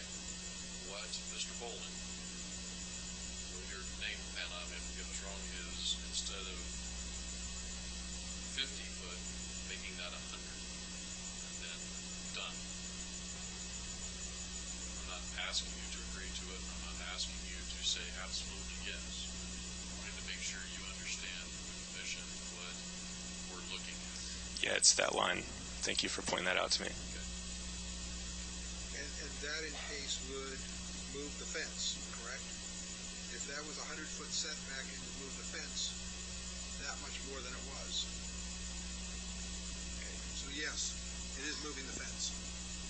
Thank you for walking me through that. That you're referring to that dotted line right there. Thank you.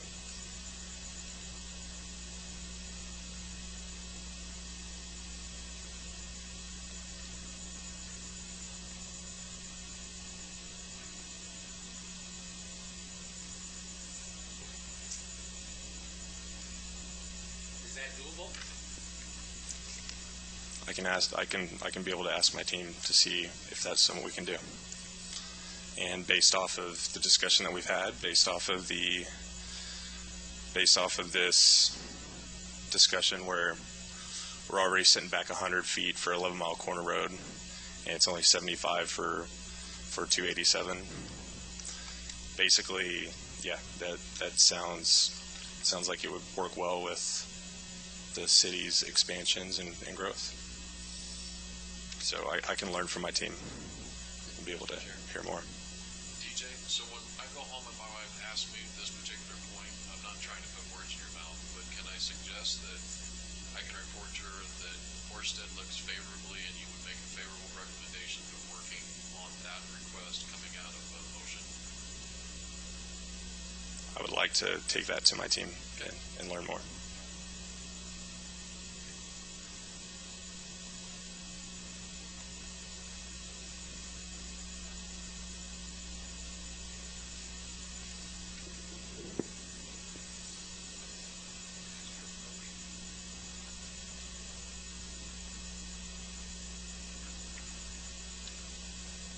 There's no more discussion. We'll entertain a motion. Mr. Chairman, on Cool PZ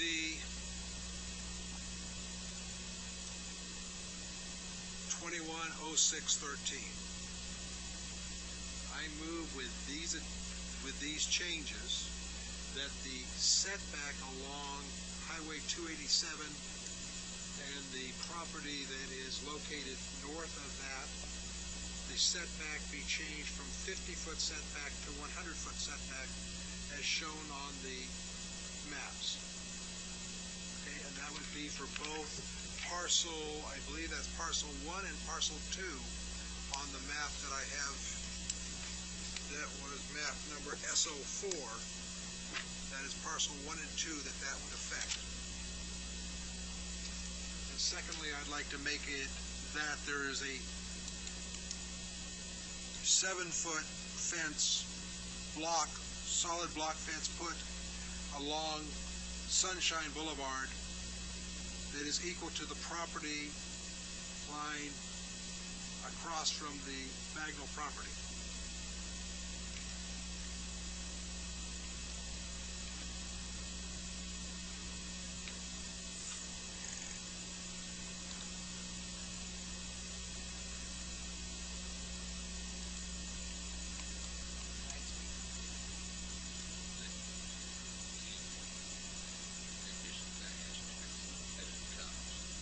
So that's what you already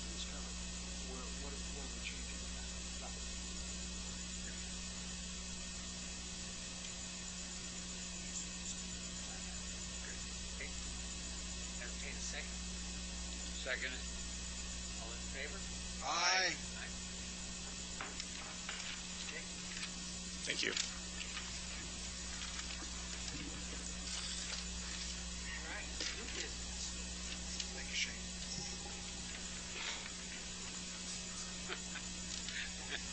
Takes two brains to get this thing done. Got it. Got it.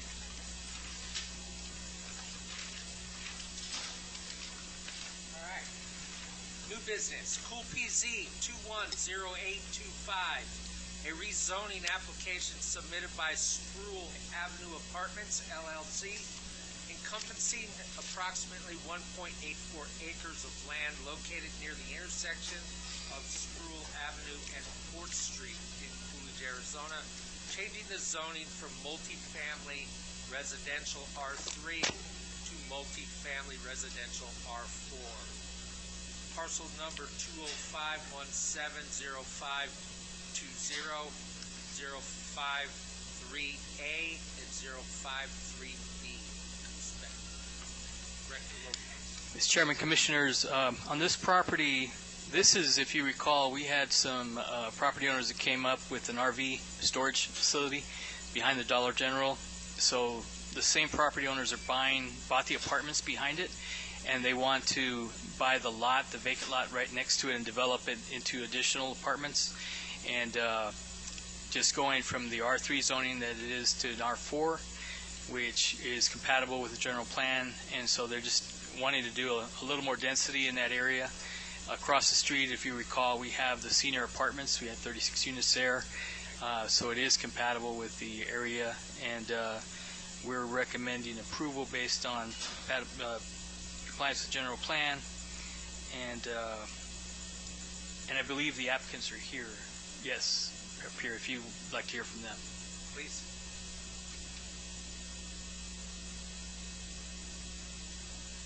Good evening, board members and folks. I'm glad I could be at a temporary break in the solar discussion this evening. Dallin Schultz here, representing Spruill Ave Apartments, LLC. As Gilbert mentioned, we currently own these lots, and they're already zoned for multifamily residential. We're simply trying to increase it to R4 to increase our density to allow us to build additional units. On two separate occasions, since we've owned this property since December, I've had people knock on my tenants' doors, somehow track down my number, and call me personally and ask if we had any available units for them to rent. So that's something I've experienced firsthand, and with all the growth that Coolidge is experiencing, we're hoping to add additional units to be able to accommodate the growth here.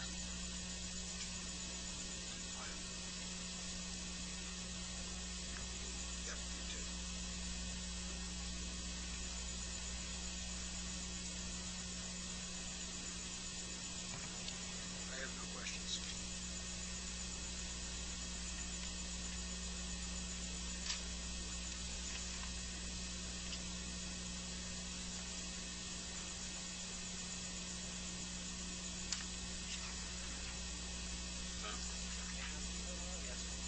Yeah, he said he had no questions. We went out the last time.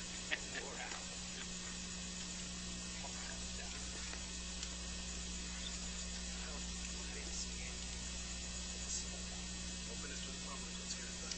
Yeah. All right. All right, at this time, we'll open this to the public. This is a public hearing. Anybody like to speak on behalf of this rezoning application, please come to the podium.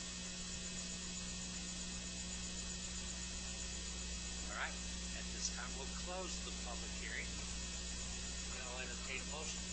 Mr. Chairman, I move that we approve Cool PZ 210825. I'll second. All in favor? Aye. Aye.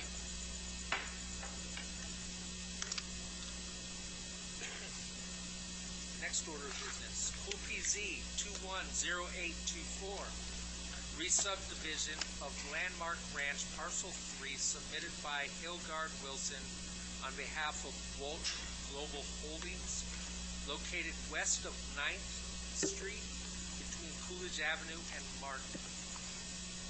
Director Lopez.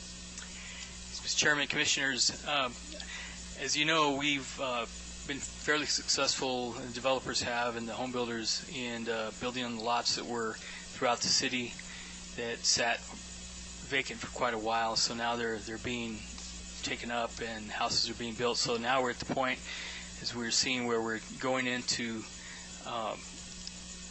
parcels and subdivisions that were platted, but they need, they're on paper and they need some adjustment for current standards. So that's all this is. This was already platted, but they're making some minor adjustments on the plat to make it work. It's so this is with Walton, working with Walton International to bring this up so they can start. They have already worked on Landmark Ranch Parcel 2. So this is they've added some things, like the front yard setback for the livable area is of 12 feet. We still require the 20 feet from the property line, not the sidewalk, the property line up to the garage entrance. So you can have a side entry garage, and it gives it some variety on the setback, and that's what the standards call for. We also have that no more than 3 houses in a row shall have 12-foot front setbacks for either livable space or the turned garage. As I mentioned before, the front setback of the garage shall be 20 feet, measured from the property line, not the sidewalk. And then, let's see, what else do we have? I think those are the main ones. I think also, and I believe, let's see, Hilgard Wilson's here. We have a representative. I think the roads were, I think our standards are 36. Is that correct? If you want to. Are they here? Yeah. Yeah, please. Will you come to the podium?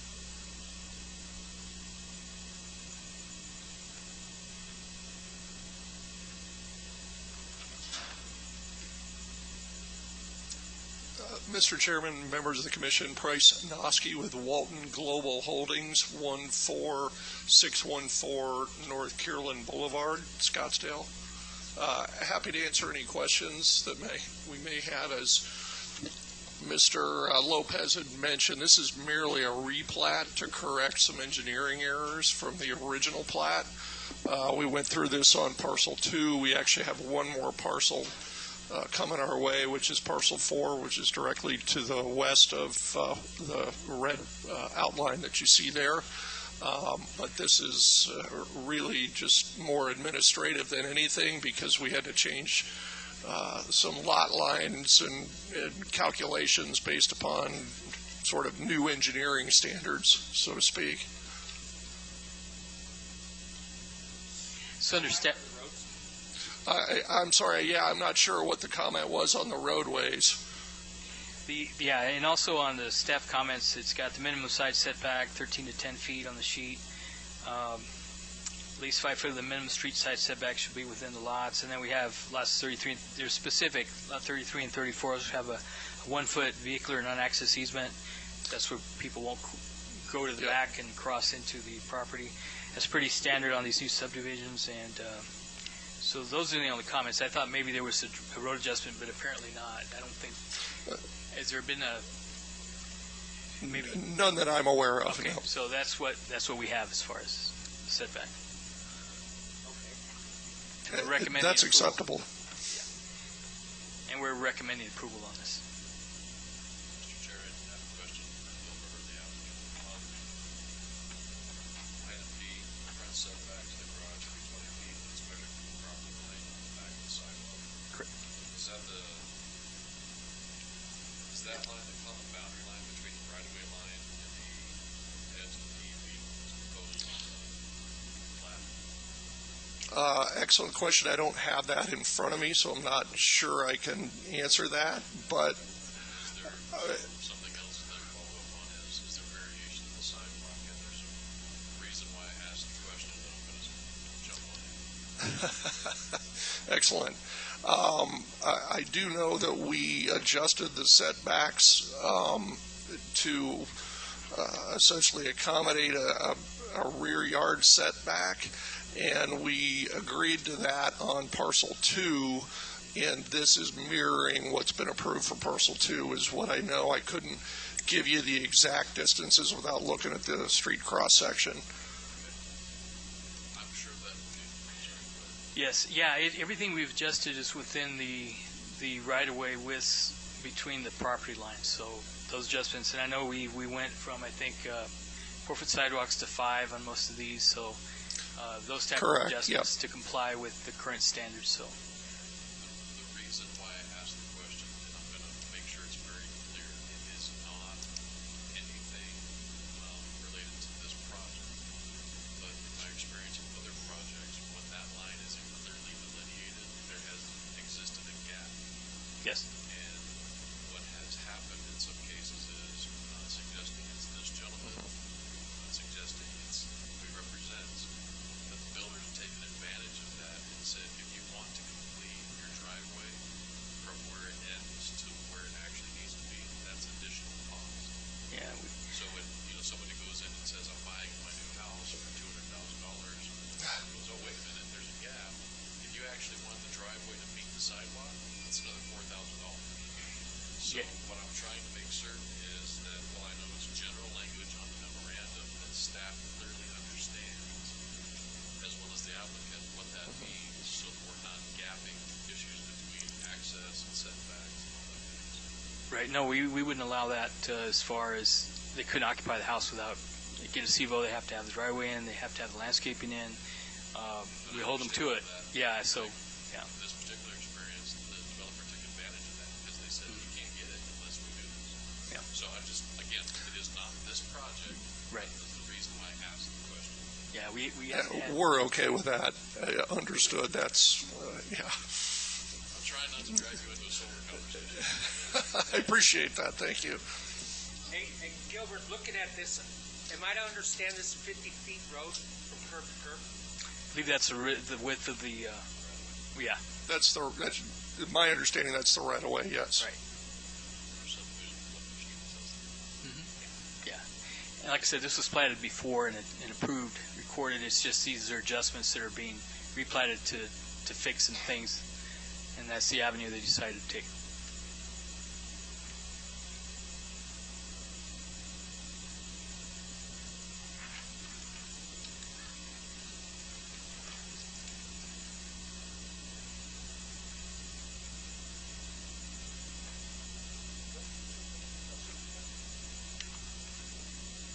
You have questions? I'm good.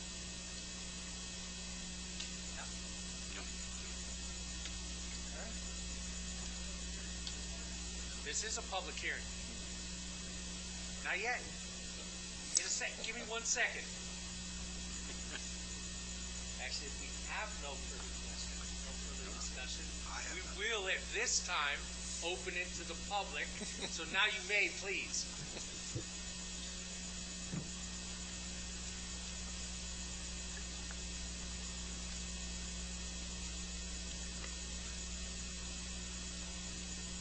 Mr. Chairman, Commissioners, George Ardondo, 560 South Attaway Road, Coolidge. I have a property on the old landmark, and I know you say something about the roads, but those roads at the old landmark were very narrow. I just want to make sure that these roads that are going here are adequate and not congested for fire and safety and other hazards. So if you can clarify that. I know you're saying this is an old plat that's being tweaked, but if it's anything like the existing landmark, it's a failure on my part. Thank you. And I agree with you. Yeah, the existing landmark was there. These were, like I said, these were platted before, so any adjustments would be within the 50-foot right-of-way. I don't know if The roads are 50 foot curb to curb. Within the subdivision. Yes. right. Bigger than what's the old I landmark. live in Heartland. Right. Thank you. I've experienced with the narrow road. All right. Anybody else from the public? All right. At this time, we'll close the public hearing.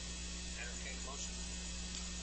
Mr. Chairman, I move that we approve Cool PZ 21-08-24, the re-subdivision of Landmark Ranch Parcel 3. Second.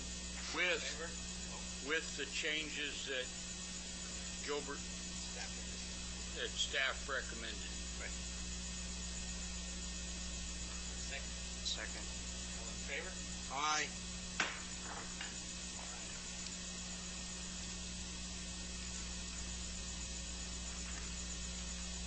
All right.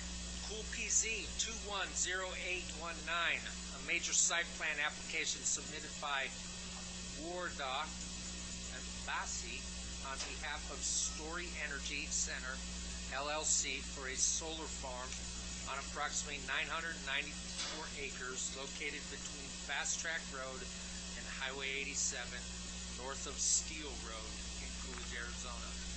Parcels 401-210300, 0310-0508, and 401-36001C, 002E, and 0070. Mr. Chairman, Commissioners, this is the site plan. The use of our as the conditional use permit was already issued a while back, if you recall. Saint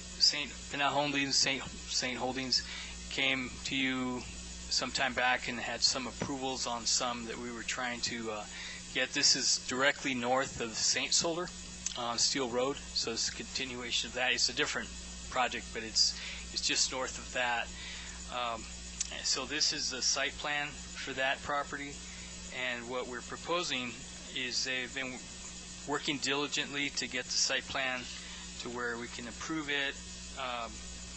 We've been looking at this, and even though we obviously recommend that they hold a public hearing so people can have comments, but we're asking that this be continued until the November 10th meeting, so don't close the public hearing as you go through, and then that way you can get all the input and they can collect the input, but they may have some comments they may want to make before you open it up. I don't know. I think Ward is here. I saw her.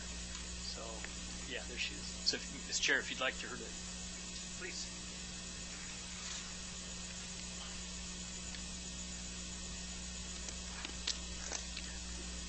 Honorable Commission, Chairman, good evening. Thank you so much for giving me the time of day. As Gilbert requested, the staff is requesting a continuance on Story Solar, and they would like to conduct a full review and address all the comments on our site plan. So we agree with it. We will take that continuance and come back next month for the approval.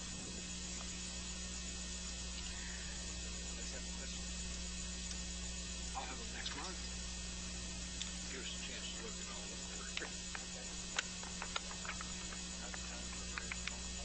No, I don't. I'll have questions next month. I'll hold them off. Appreciate it. Thank you. At this time, this is a public hearing, so at this time, we'll open this to the public. Again, like Gilbert said, we're going to continue this to November 10th meeting, so I will not close the public hearing because I want to hear from you guys. I want to hear from you today. I want to hear from you on November 10th. Okay? So for that reason, I will not close the public hearing.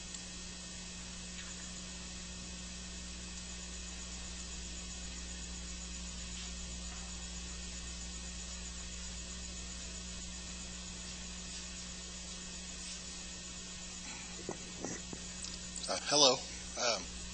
My name is Joshua White. I grew up here.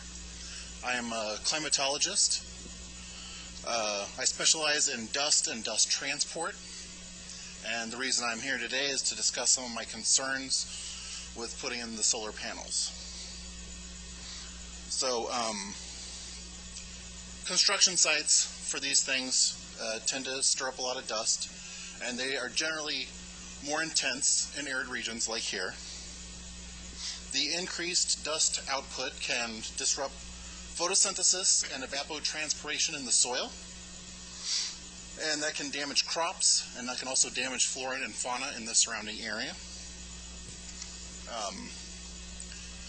There is an overall loss of soil moisture once these things are in place, and that usually builds up dust. So around the sites themselves, a lot of times they'll use a lot of methods to stamp down the dust, and most of them are not eco-friendly. Typically, they dump a few different synthetic substances like polymers. Sometimes they use different salts or mixtures of fibrous substances, which can also penetrate the soil and get into the water table. The panels themselves create artificial high pressure above the area on them because they absorb a lot of energy and then radiate out heat. And that they do. Just for clarity, they absolutely put out heat.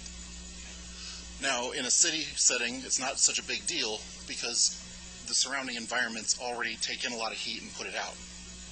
But what it does is it expands the urban heat island around the area that it's being built on. So, if you go into farmland and chew up the farmland with solar panels, you've increased the urban heat island of the city. And that will also have a drying effect on the soil, which can generate more dust. And the reason we should care about that is because increased dust puts heavy metals, pesticides, and things like this into the air. Also spores and bacterias. These events are linked to respiratory issues like asthma, pneumonia, silicosis, also cardiovascular issues like strokes. Other issues are meningitis, things like valley fever, which is common here in Arizona, and also the dust will also more likely cause car accidents when the blowing dust comes through. The solar panels themselves, once they get hit with dust, they lose efficiency, and there's a short-term effect. They get covered in dust, they're not as good. There's also a long-term effect because the solar panels absorb the dust. The dust gets on the panels, they can mess up the gears, but also they cause burnout on the panels themselves because they absorb too much heat, so the cells themselves will burn out. Then they've got to be replaced. And also, excessive heat affects their efficiency, which is something that's also quite common in Arizona.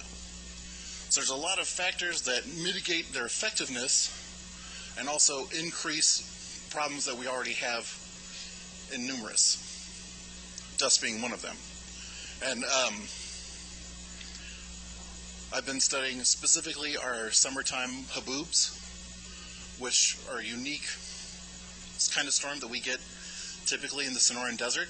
They typically only last about an hour, but they can be quite intense, especially in areas like around our cities. And these effects get worse when you strip away vegetation and lose that cooling effect that it has on the soil, and also the loss of moisture. So I guess that's all I have. Thank you. Thank you. Thank you, Josh. Mr. Chair, just before you sit down, I do have some questions. Yes, sir. First, about 3 months ago, you see me on Move 2, so thanks. If you sit down. You're a climatologist. Yes, sir. Excellent. Question with regards to soil moisture, dust control. Certainly there's not eco-friendly. Are you familiar with them trying things like pine tar-based applications, the eco-friendly versions that might be used? And if so, do you have recommendations? Or could you point the applicant or staff in the direction of something that would be something you might consider on that topic? Typically, they use about 8 different substances. One of them is just water. And that one's obviously probably the most eco-friendly. They also use some salts. But vegetation is a good way. If you can keep like a light grass or something on the ground, but I know that'd be hard to do because of the shading from the solar panels themselves. Anything you can do to mitigate the wind, like possibly a big wall. And because it helps us be able to know, or at least me, when you're talking about the comparative use to ag versus solar, how that might compare, because one of the comments that you made was the solar panels that they might use for energy generation versus the ones you see on that. And then is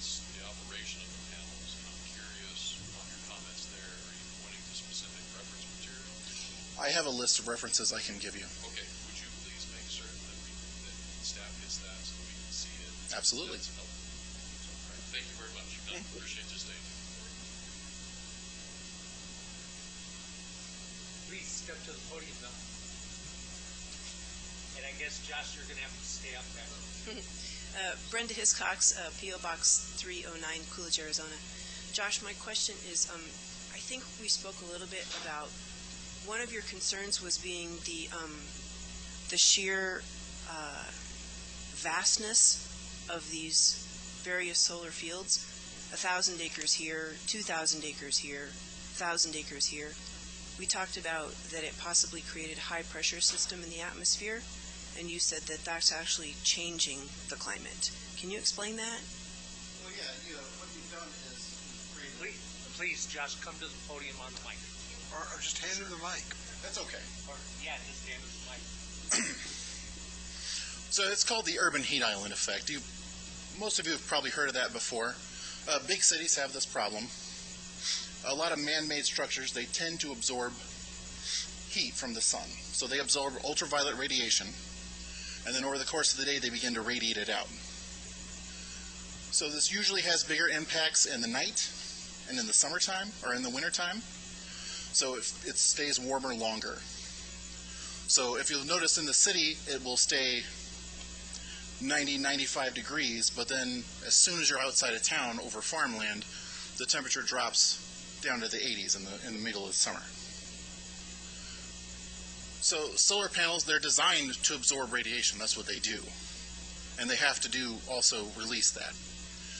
So they do release heat, and they do create an artificial high pressure above the panels themselves. And it kind of, when you create artificial high pressure, it especially in low wind, it kind of puts a pressure cooker over your city. So it'll increase temperatures. It'll also stamp out low-level winds. So you don't get a lot of air movement, and you don't get a lot of things flushing it out. So you'll typically see clouds kind of form around the cities. Like maybe you've noticed that too. It's kind of like a donut effect around cities where the clouds seem to be all around you but not over top of you. That's basically like the clouds moving like the ocean around rocks. So they're just going around the obstacle.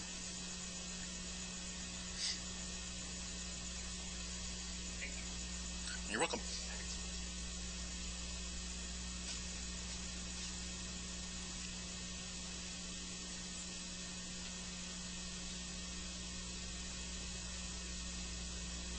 I'm back. Tom Bagnall, 67 North Sunshine, 7443 South Sunshine. Just wanted to touch base. Story Solar, again, we're dealing with the good folks from NextEra.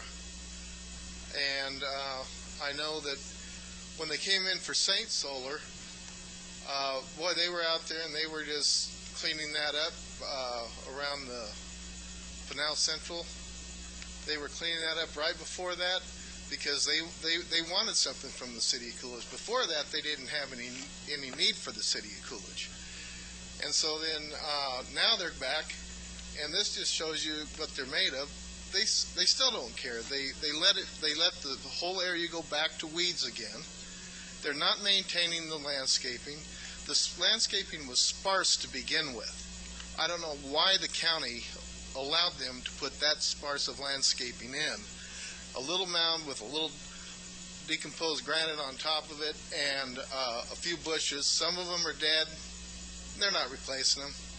So this is who we're dealing with here with Story Solar. Same folks, NextEra Energy.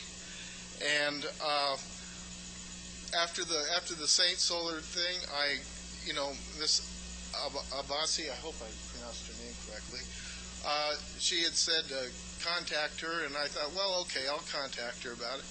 And I sent her an email, never got a response because they already got what they wanted. They got Saint Solar. So this is what we're dealing with, and I have a major concern with Story and with and all these others. I know there's a memorandum of option north of 11 Mile Solar on the property north of that. That's north of me. There's an option on that property, and they've got others that are in Randolph Solar. And when you talk about a heat island, I mean, you put all these solar panels in a that big of a area, folks, we're in trouble, and we need to do something about it now. These are all being commissioned by Salt River Project. We need to tell Salt River Project, and we need to tell their partners that we don't want any more of their solar down here. They're trashing our community. They don't care about me. They don't care about you. They don't care about Coolidge or Pinal County.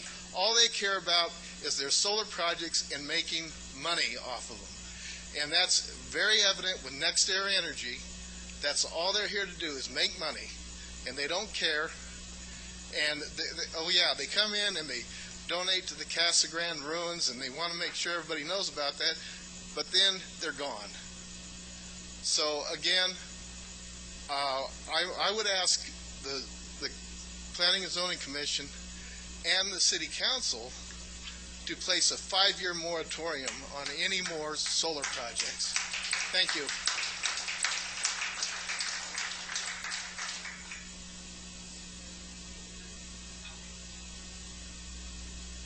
Hello, my name is Ty Dowdy. I live at 6829 South Christian Road, basically in the middle of where the panels are going to be.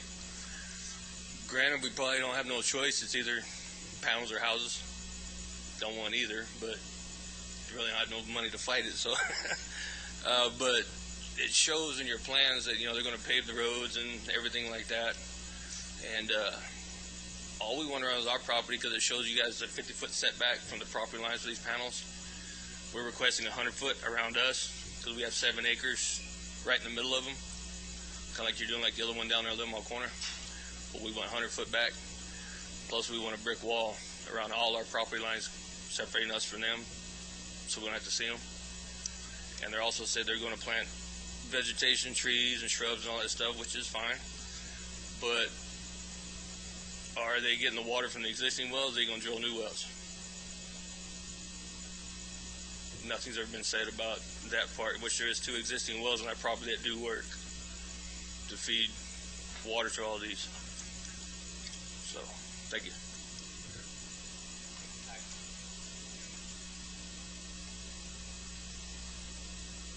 Hi, I'm Penny Bagnall, 67 North Sunshine. We do have another address, but it won't work for you.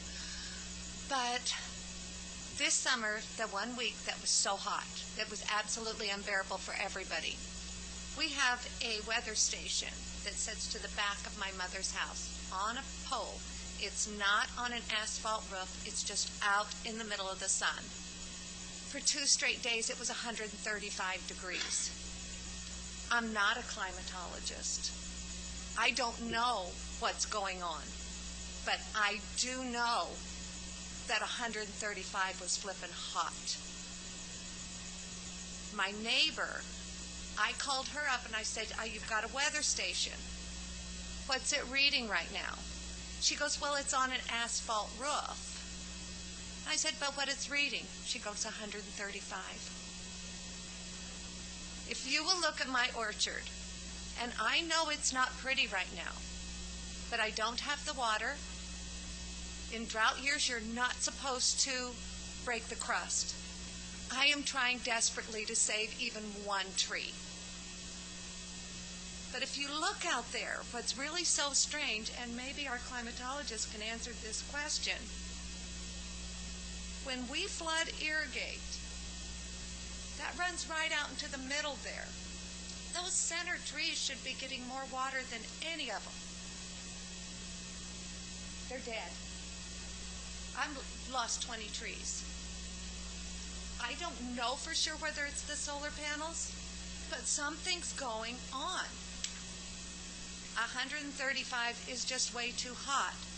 And NextEra has been very proud of their studies that they've done before about this whole heat thing. Well, we all know from watching Big Bang Theory on TV, every theory can be swayed your way. We need to have a true study done. You know, maybe somebody that grew up here to be able to do a real heat study for us, so we can completely understand before we let any more of these people come in. I will tell you, NextEra was unbelievable during the construction of that project. Trucks were being parked out on a state highway at 3 o'clock in the morning and running to where my mother couldn't sleep. My 83-year-old mother couldn't sleep. We had to go out there and make them leave. My husband had to threaten them. This happened over and over and over again. Their emergency crew ran a stop sign every single night at 5:30 to head into Casa Grande for dinner. Am I stalking them? No. That's just when I went out and fed the cats every night. They didn't care. All of those vehicles that came in, you should have seen that highway. So that highway does need to get wider. What I'm thinking is maybe we don't want to do business with this kind of people. If you guys choose not to put a 5-year moratorium, do something about NextEra. Haven't they screwed us enough? Thank you.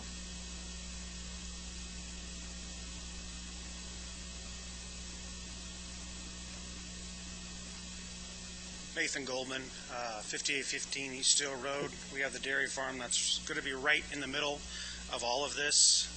We're already on 3 sides surrounded. We'll be completely surrounded now.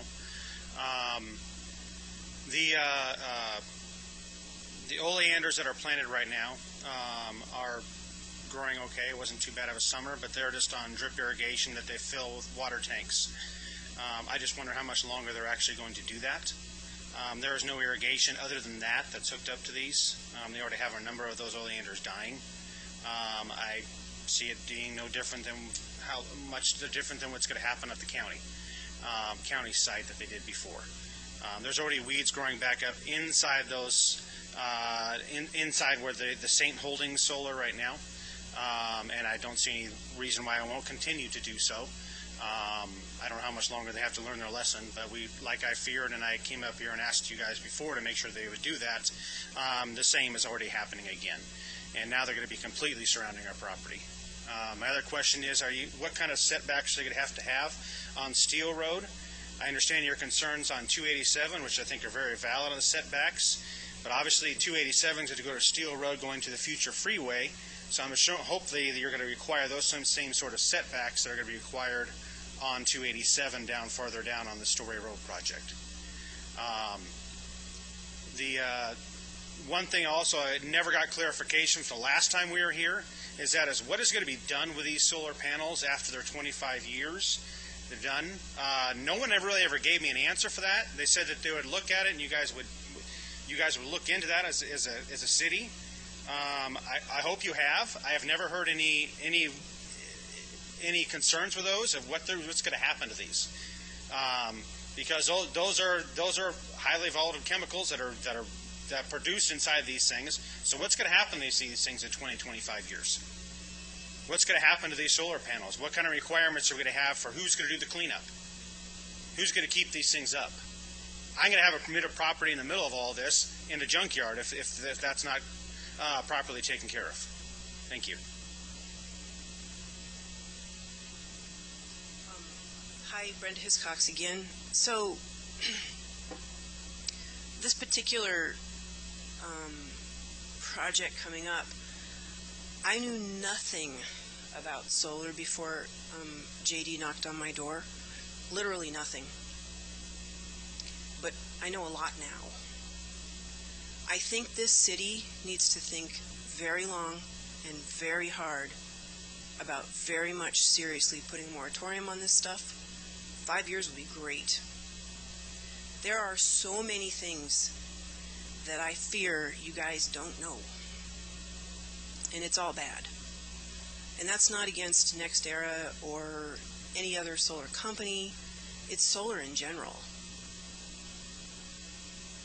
I'm reading studies out of farmland in Ohio, North Carolina, some places in Pennsylvania. Ohio just signed a 47,000 acre solar project, taking 47,000 acres of agricultural producing farmland off the market. Our project, the Valley Farms project, which was going to take the Mormon church farm, that was 1,600 acres of food and fiber gone. What I've learned is this. When we as farmers rent a farm to grow food that we don't own, you know, rents are 100, 150, some people get more, but in general that's average price. Solar companies come in and they outbid us 100-fold. We can't compete with that. They'll offer the landowner 1,000 an acre, 1,200 an acre. Why?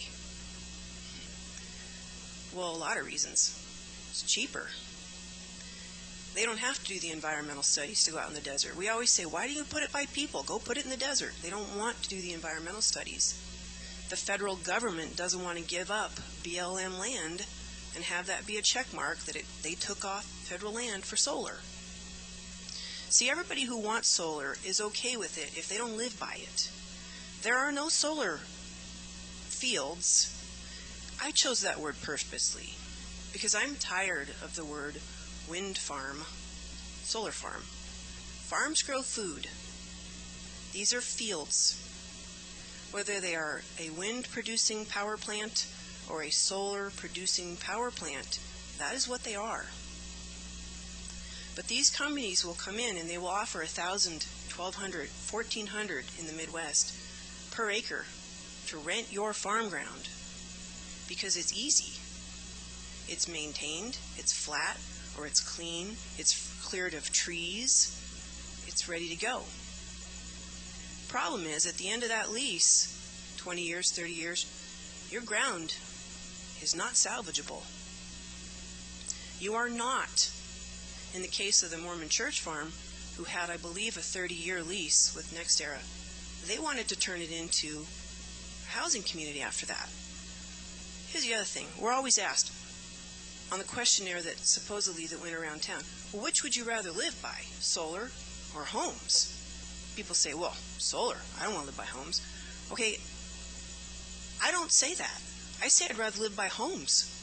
Homes have grass and trees and plants and horses and schools and people.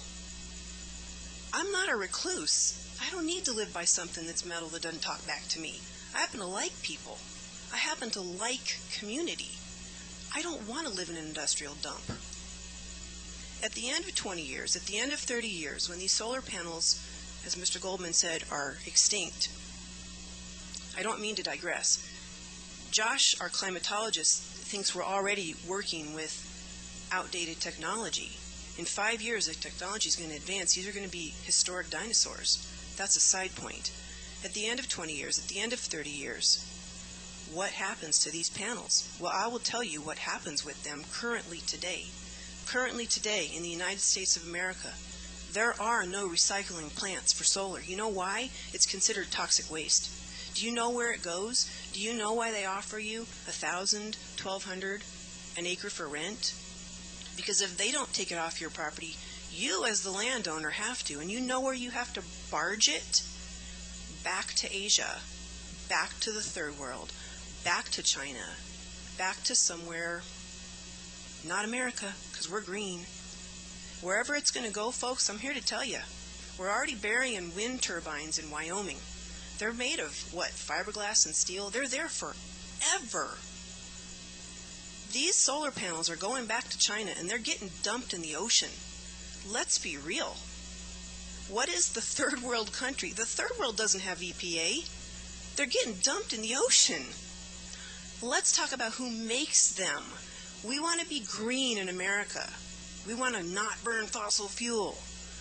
These solar panels are made with toxic chemicals, and they are made in China. There is no EPA. There is no OSHA. These are made in forced labor camps so we can feel good about green energy. I'm sick of the lies. I'm sick of not knowing the truth. I'm sick of moving forward on these projects and we don't know the facts. I'm tired of learning the possibility of high pressure created in the atmosphere, so we're going to have less rain in Coolidge because we're surrounded by it? Stop. We need to stop. We need some serious studies. We have got to put the brakes on this thing. I've talked to people who live near them in Glendale. They moved to the country like we did to be farmers or to live near farms. They now live by solar panels and they say it's hot.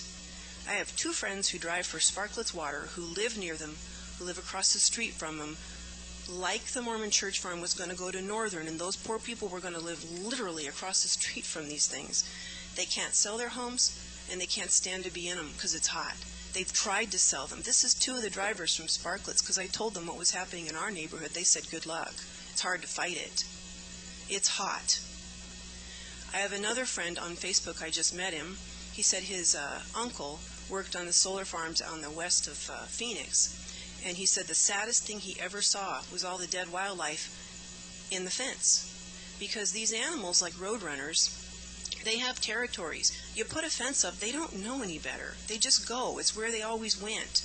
He said that he was servicing one once, and there was a poor roadrunner absolutely panicked on the inside of the fence. He couldn't get out. Fences. Why do they need fences around them? And why do they have signs on them that say, stay out, you might get electrocuted? It's because they produce a solar charge in the ground that has to be converted so you don't get electrocuted. That's why there's weeds, Mr. Goldman. They can't get in there and just go send a crew in. What are they going to do, turn off the solar farm, solar field, so they can go weed it? That's why there's weeds, because you don't see people walking around in it. Folks, we got to wake up. We got to put the brakes on. We need more studies. This is not green any more than fossil fuel is fossil. Oil is a renewable resource. It was a coined term by Rockefeller when he owned Standard Oil in 1892 to imply scarcity. It's a lie, and we've grown with it. We've taken it on steroids. It's ridiculous. Nuclear is clean. Oil is clean. It's not that oil's dirty. We need to clean up what oil does when it comes out of the end of a car. We've done that. It's called CAFE standards. Federal government enlisted them. We don't have that anymore. It's pollution, people, not climate change. It's pollution. Solar panels at the end of their life cycle are polluting our planet. What's going to be left for our children? We've got to stop and think, and we need to learn the facts. I learned all these facts. I did not learn them on Google. If you go to Google, they're going to tell you solar's great. I did not learn any of this on Google. I learned it going somewhere else because I wanted the truth. If I'm going to live next to it, I want the truth. Let me tell you where I am with solar. This is no offense to any solar company sitting in this room. I am so against this toxicity, I wouldn't put the crap on my house. I don't want the rain runoff coming from it into my ground where I might plant a garden. Mormon Church Farm was going to plant a housing community on top of this. You're going to let children and gardens and pets and horses. You're crazy. If this valley, this beautiful agricultural community of Coolidge, turns into a solar, industrial, power generating place for the city of Mesa and SRP, I will move. My husband and I will finish our farming career, and I will move. I'm moving to Colorado. I'm not staying, and I'm not the only one. It's great that one small section is not getting to go solar. They just want to move south. It's the same problems. It's the same solar panels in 20 years you got to dispose of. It's the same heat island effect. It's the same lack of rain. It's the same toxic dust. It's the same. When are we going to just take a breath and go, you know what? Maybe we have a different vision for Coolidge. Maybe we have a vision of a highway that comes through with on and off ramps. And maybe we want to be a ranchette agricultural community, not a solar dump for Mesa. We already have a dump. We have a landfill that serves Tucson. And I talked to the owner of that property who sold, she was the only one in the family who didn't want to sell. The rest of the family took the money. I was offered money for our farm for solar. I said, no, thank you. I want a farm. I want this for my children. That's what I want. That's just me. But I think we as a city, we've not been planning well as a city. We've been planning bureaucratically. We've been not engaged, and that's our fault. As citizens, for not coming to planning and zoning meetings, that's our fault. I didn't even know solar was here until I drove up from Tucson, and I went, when did that get here? And when I went to Mr. Goldman's house, I was shocked. I hadn't been down that road in a long time. That was all new to me. I was shocked. I'm like, how did this get here? How did we not know about it? The city is not engaging its citizens enough, and the citizens are not engaging you guys enough. And I apologize. On my behalf, I'm going to be at every planning and zoning meeting that I can attend where I'm in town from now on. This is my city, and I want a voice. I'm sorry I'm long-winded. It's a lot of information. I haven't slept in 3 weeks, and that's kind of part of the problem. This is very, very stressful. And I think that we're doing more harm than we even know we're doing. And if we don't take a pause, it's going to come back to kick us in the butt. And that's really all I have to say. Thank you for your time, and just thank you. Thank you, Brenda.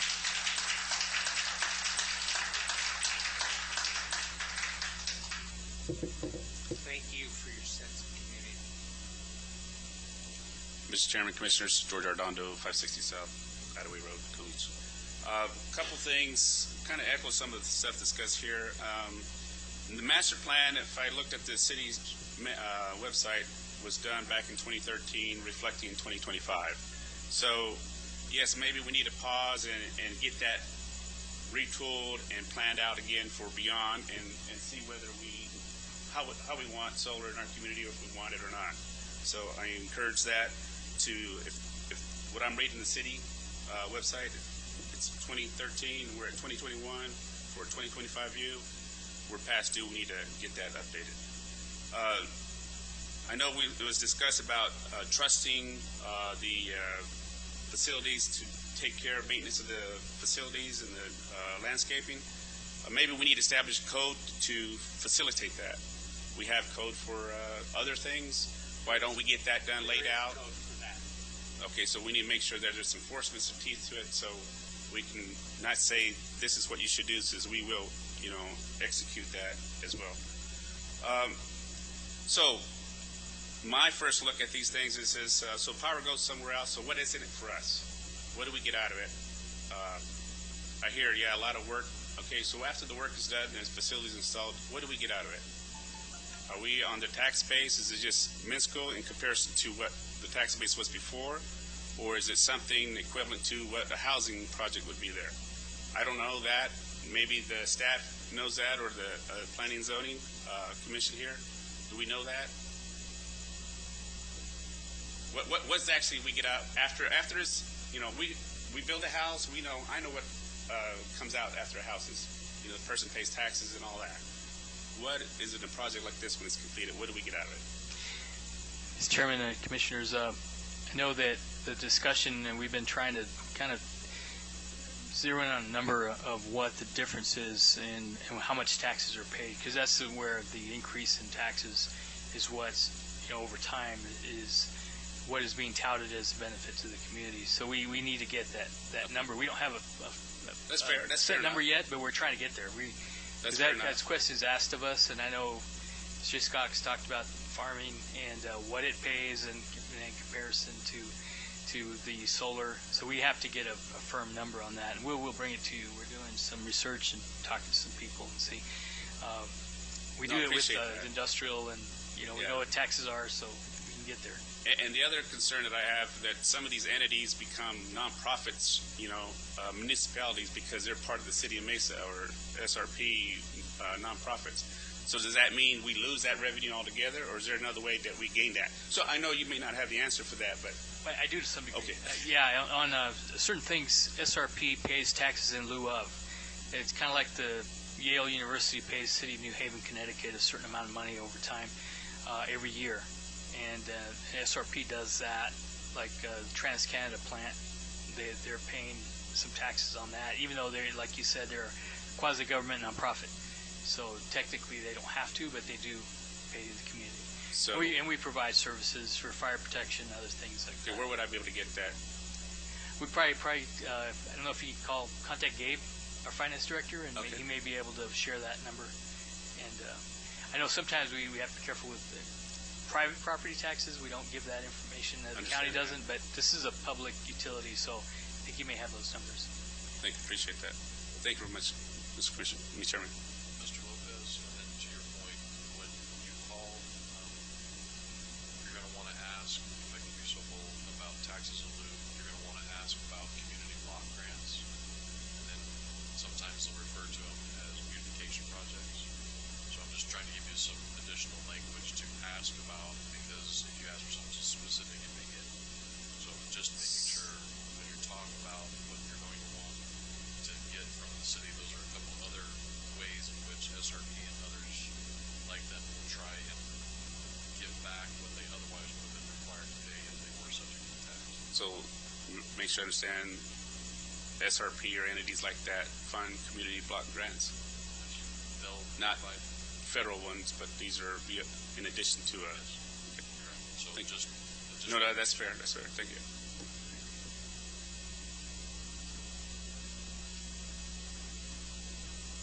Ladies first.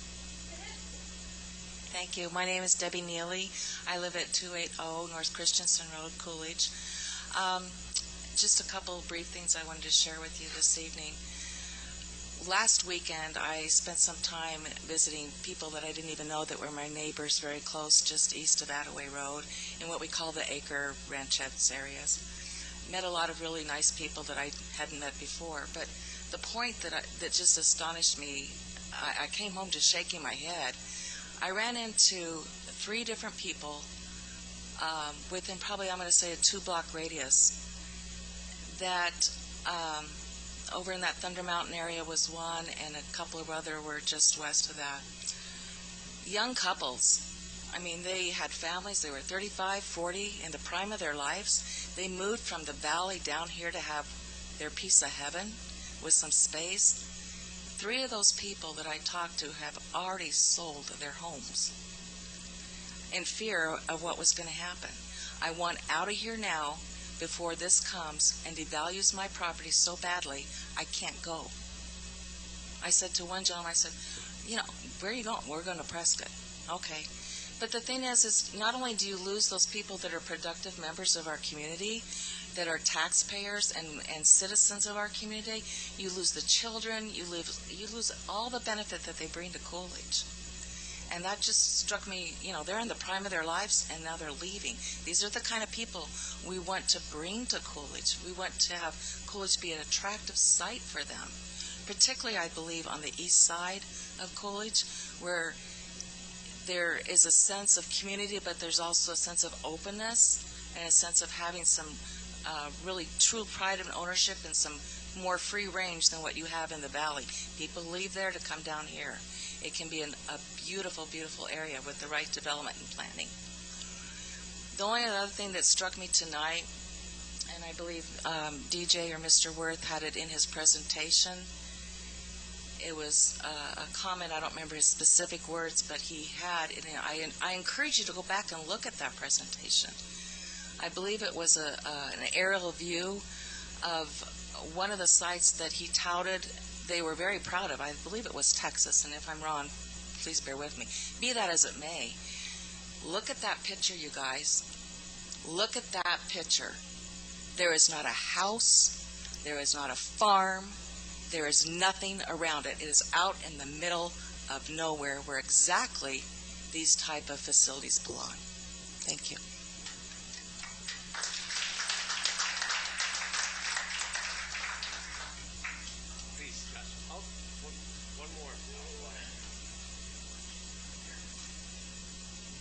Hello, I'm Judy Lynch.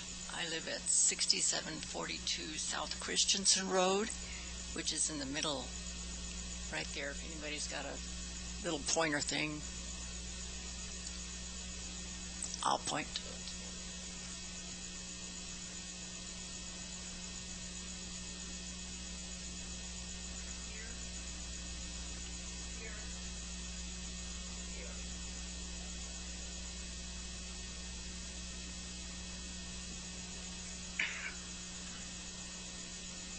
first meeting y'all had out here, I came to it.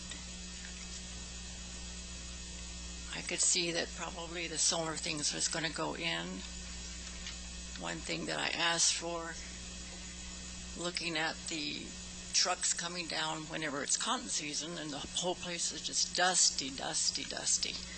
I asked for a chip seal on South Christensen Road, and I see that's in the proposals or whatever.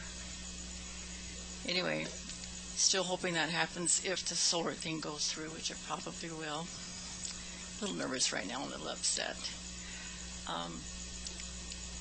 Asking that the solar panels, if they do go in, at least 100 feet away from my places. Not sure if I want it in block fence, but that would be nice because I don't want to see those things. I went down where Goldman's live. It looks nasty.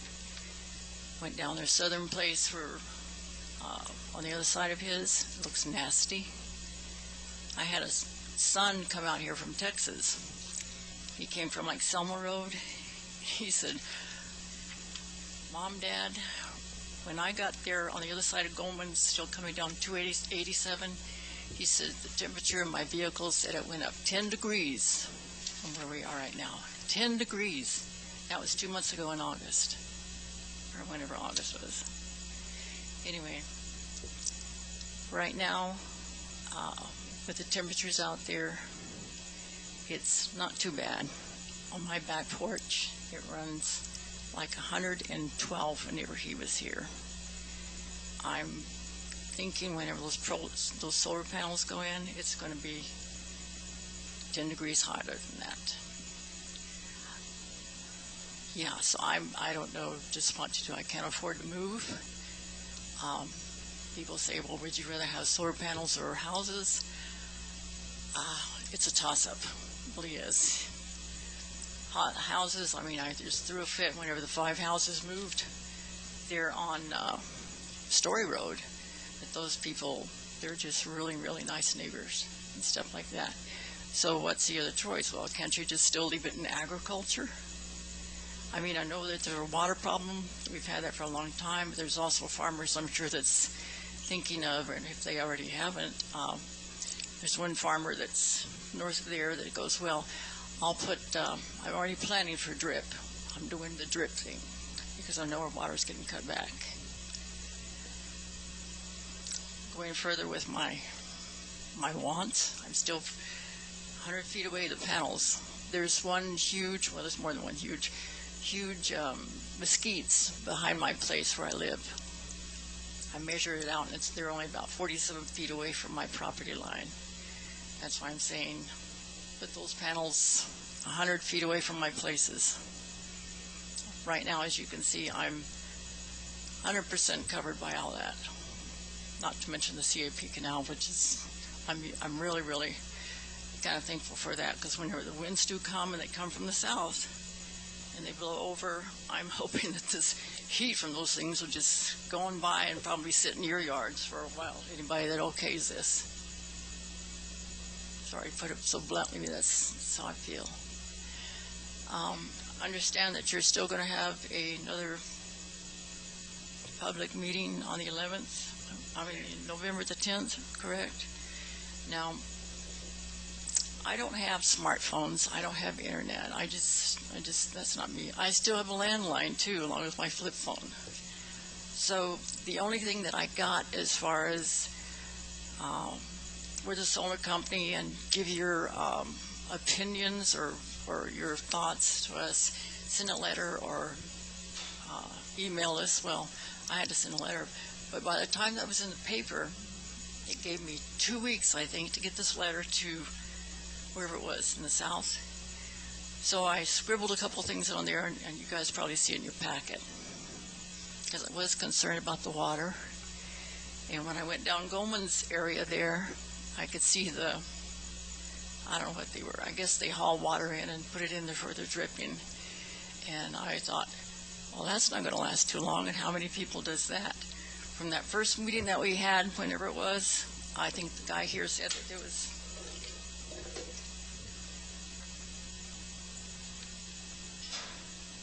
it was only going to be 3 people to manage that area. And I go, oh my gosh, so much for a lot of jobs, huh? All these, I don't know, hundreds of jobs or 1,400 jobs or whatever it was. I'm just guessing, but I believe they're probably bid on. And where are those people coming from? Other places do their construction and go. Because I have a brother-in-law that's in construction, and they, like everyone else, they do their bidding and whatever, and his home is in Oklahoma. It was in Utah, but he works like Georgia right now.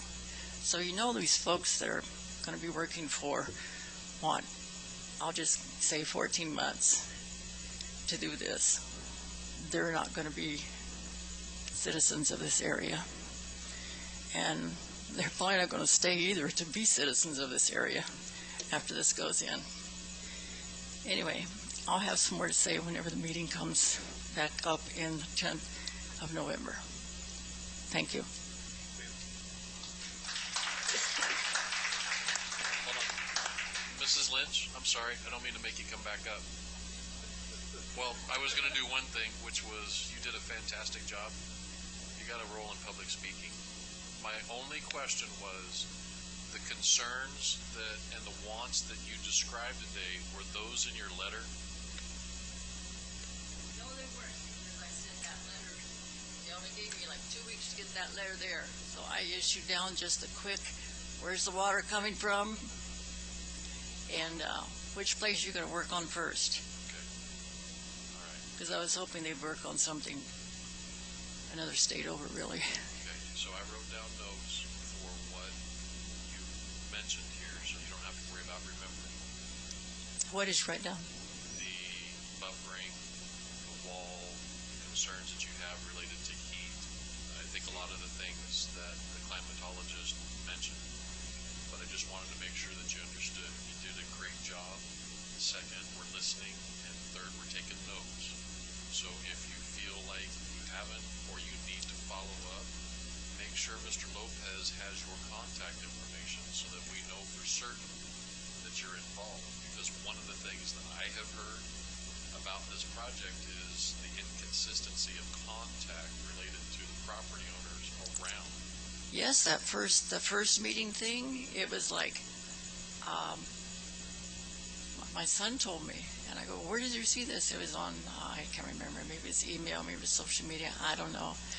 But then I called the city of Coolidge and I said, I'm right in the middle of this. Why didn't I get a letter? Excuse me, ma'am. Well, anyway, they sent me a copy of somebody else's letter with his name on it, but I thought, well, my God, get me back on that list. Yes, ma'am. Thank you. You're welcome. Well, and you're doing great. You're on the roll, so if you got something else. Well, I only brought 2 pieces of paper and I can't see real good.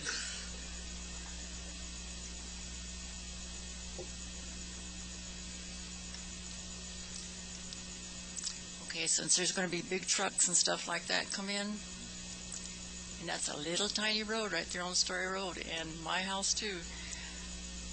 Right now, there is no, this is probably a DOT thing, there's not even a double liner right there on Story Road in 87. Right now, with just the truck, the stuff that comes from Tucson or wherever they come from, you can't even turn without feeling you're going to get run over. Today, with that accident on the interstate, everybody here that was living and saw this traffic going through Coolidge, going home from Coolidge, when I was up at KSC, there was like a line, people that was routed off the interstate. So that's going to be very congested right there. Not to mention the train. The train was 2.5 hours blocking Story Road, Kleck Road, and what I heard from the mail poster person today, also blocked Randolph Road. So those 3 roads were just 2.5 hours for that train today. And usually it sits there for about 45 minutes, and this is several times a day. So here you got the train, going to have these big old trucks, and I'm not just sure how I can get out of there if that something like that goes on and on. For I think the lady said the letter that she wrote back, 14 months. Maybe that's a protracted time for this thing. I'm tired right now, so I gotta go sit down. I'll be back.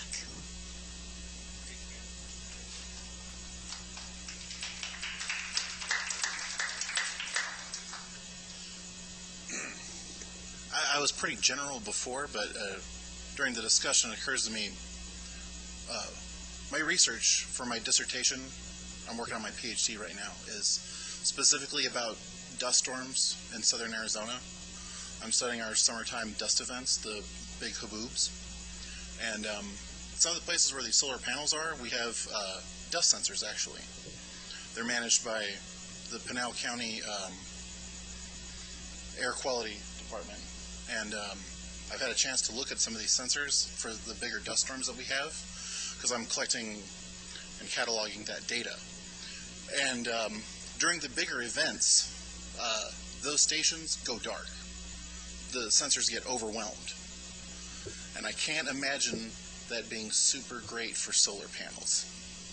Also, the way that our dust storms are created here, it's a little different than most of the dust storms in the rest of the country.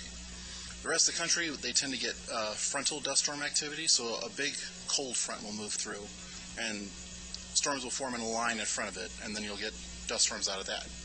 But here, it's all driven by convection. That's why they tend to be a little more intense. So heat builds up over the course of the day, mixes with the moisture, and then we get very violent, very rapid uplift, which generates the clouds. And then they, as rapidly as they go up, they have to come down because it's trying to always be in equilibrium. So you get downbursts and microbursts, and those are what kick up the dust. But microbursts also do a lot of damage.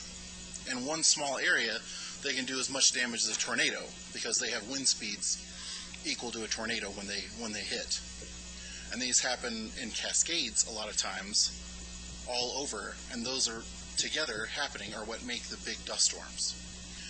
And when they happen to fall on specific places, like if they happen to land on one of these solar panel fields, they're going to do a lot of damage. And the data has shown me that repeatedly 11 Mile Corner and a couple of places right in the middle of the county are big target zones for these events. So I don't know what their policy is when they're putting these panels in, or like what happens to them when they all get damaged and they have to repair them, or what their deal is with FRP, but there might be greater concern than they realized for the cost and repairs for that stuff. Just another point. Thank you.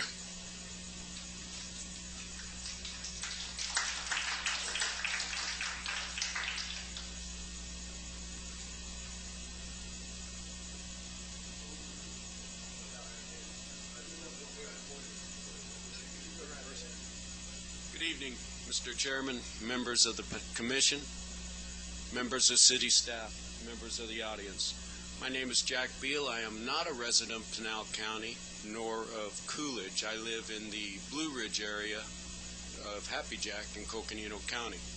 I do know something about construction, and I do know something about water. For the last 12 years, I've been down here building canals for PEMIT, and currently doing the skid canal from Florence to Coolidge.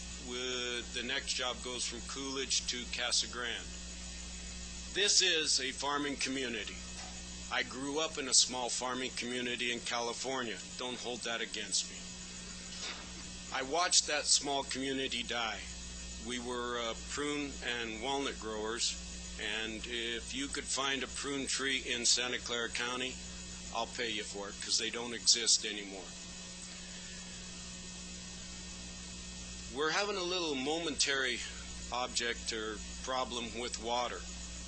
We're trying to overcome that issue with these concrete line canals. We'll never do anything about the evaporation of the water. That just happens. We can keep it from going into the ground. Where I live, we've gotten more water in the last 4 months than we have the last 3 years. Being a weatherman is the only job you can be wrong every day of the year and on Friday get a paycheck. We don't know what's going to happen to the weather next year. It could rain. This water problem could end. And I would like to remind the Commission, I don't know jack about solar panels. I do know about construction. There's an article in the newspaper talking about $300 million in sales tax revenue. You know, our economy right now is very fragile. Our forefathers got along without cars. They rode horses. This economy could go south in a heartbeat, and if you're stuck with that and you can't afford your electric bill, who's going to pay for that thing? So I would urge the Commission to think long and hard. This is an agricultural community, not whatever you want to call that thing. Those things are an issue, they're a problem. And so in closing, I will say in life, many of you have been told you don't know Jack, you can straighten them out. Now you've met Jack Beal. I thank you for your time.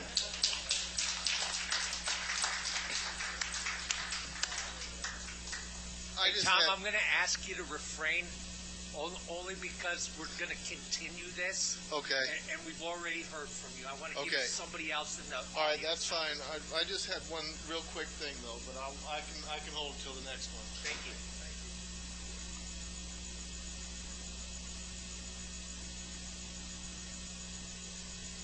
Hi, my name is Melissa Fletcher, and I live off of Northern, where the other solar was going to come in. I am one of the families that moved here 4 years ago. I am 39. I'm so happy to be here with my kids, my husband, our animals. I have dogs. I have horses. I was so terrified to hear that a solar company was coming into our neighborhood. We live on 1 acre to 5 acres. Green, beautiful. The weather, amazing. Right now, this month, my bill for my electric is $300. I have one AC unit. I keep it about 76. I can't even think 10 more degrees, let alone up to 15 coming in for the summer. I'm not going to be able to afford that. I am very grateful at this point that they're not coming in, but I cannot imagine the people that are living next to things like this and their bills being that high. I stay at home with my child. We homeschool. My husband works very hard for our money. Thank goodness at this point we can pay our bills. I couldn't pay it for another $100. That's today, let alone in another 10 to 15 years. The damage that's going to come from these solar coming into Coolidge. I moved here because it's a small hometown community. I lived in Santan behind the Walmart. It grew so big in 7 years. I came out here because I, number one, could afford it. At this point, it's going up really high. But I was so grateful to be out here. We're going to stop having families come in. Nobody is going to bring their children in to a solar community. First of all, let's talk about cancer, right? I'm a woman. I have to watch what I eat, watch what I get next to. We all do. I'm not going to bring my family into a solar community. I'm going to be honest. We talked about moving this last 30 days. I told my husband, I will not stay next to a solar farm. That's not a threat. That's the reality. I'm going to tell you, yeah, my neighbor just sold her house because she didn't want to be here, because that's a big issue for her, solar. So we're not only going to lose one or two, you guys, we're going to lose a whole community. We're going to turn into that toxic place that nobody's going to want to come. I came out here for the green. I came out here for the weather because it's 10 to 15 degrees cooler. You can feel it driving down Attaway. You can feel it coming in. I don't want to be long-winded, but this is not just about money. This is about a community and being partners and knowing your neighbors and having keys to their houses. This is a community that we come into. We live here. We're going to drive people out of here, and we're going to make sure that it's a no zone for families. Thank you.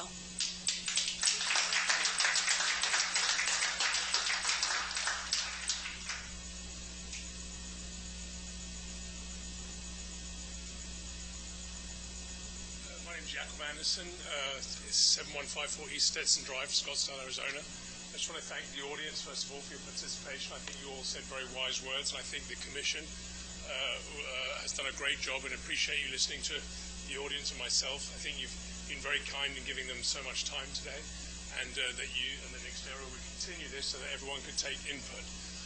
But I think the staff at the city needs a little bit of kudos, because I've been working here for 10 years now, and the staff and the Planning and Zoning Commission and the council and your mayor have worked very methodically to make Coolidge a great place to live, work, and be. And we've worked very hard with that, with the city and the Planning and Zoning and the staff, to create job-creative corridors such as Inland Port Arizona, where we've housed Nikola. We've made it possible for us to have the North-South Freeway come through here by making the right-of-way exist here. We've got residential communities that we have got planned here. And I think, in fairness to the audience and the people that have spoken today, maybe the city needs to do a little bit of a better job about talking about solar and what your limitations are that you put on solar, because we've worked with you. And what I'm hearing today is they're not very educated. And the city has actually done a very good job in doing the conditional use permits that they put in place, which you as the Commission have approved in the past. And I believe, if I'm not wrong, correct me, but you've limited it. And today I understand us to be one of the top 2 or 3 fastest growing communities here in Arizona, and potentially one of the biggest job creators in the last 2 years. And we're going to continue to do that. So whilst doing that, I want to reiterate to the audience, to the residents here, and give kudos to the city and to certainly us as the developers who did this original conditional use permit, is we keep everything in agriculture. We try to maintain the wells. We keep some of the wells from the site. We don't sell them with the land. We maintain the areas that are needed for the canals to run through and continue the farming adjacent to the properties. And then we're very methodical in adhering to, in the conditional use permit, what is the right-of-way setbacks. Let's talk about that. It was addressed earlier.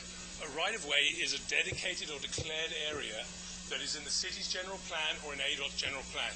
And for example, 287, this is a road that is studied by engineers who are way wiser than me, but they're talking about 150 foot that's needed for that road that is in their 10-20-year transportation plan corridor that's going to link North-South Freeway to the 10. And when you talk about widening of what the city has discussed in the conditional use permit, I understand doing that around the residents, I think, and I agree with that, and I think you should have your higher walls. I think that what you've got to look at is it's a half street. It's not a full street you're asking them for, and so when everywhere we live here, it's dedicated and declared roads. It's in the transportation corridors for the county, for the city, and for ADOT. So I think you should take those things into consideration, allow people and educate people how that works. With regards to landscaping, I don't disagree. I think the landscaping should be dealt with. I think it's unfair to put on the staff the city staff the eyesore that exists in Pinal County's territory. It's not fair on the staff, but I do think that the staff should be encouraged to enforce the regulations, and if landscaping is needed, then landscape should be put in place. If it's mandated under a conditional use permit, put in place. And then once it's in place, it should be watered and it should be upkept, or there should be fines put in place. So there is just an educational process that I've stood here for 2-3 hours now listening to that needs to happen. And I think the city staff have done a good job. I think the audience have done a fantastic job of educating you all with the concerns. But I think the city also should have kudos for the planning that's taken place today and where the city's headed. And I think for the young lady who was just speaking and her family, believe me, you're in a great town, you're in a great city that's going to grow well, and you'll have a great life here. Because they won't let things go wrong for you. No, but I believe you're talking about a different project, I believe. I don't know. They're talking about right there. So I just wanted to give kudos to the staff, because I thought they got a bit of a kicking earlier, and they've done a good job. So that's all. Thank you.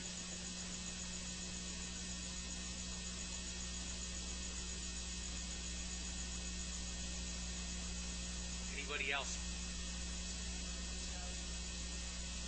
Sir, if you'd like to speak, you need to come to the podium.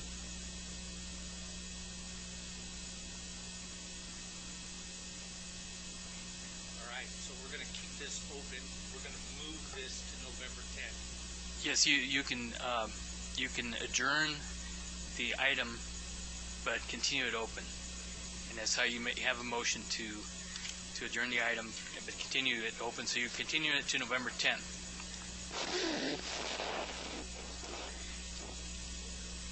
So can I get a motion to adjourn OPZ 2108? Continue the item. Yeah, motion to continue the item to November 10th. Mr.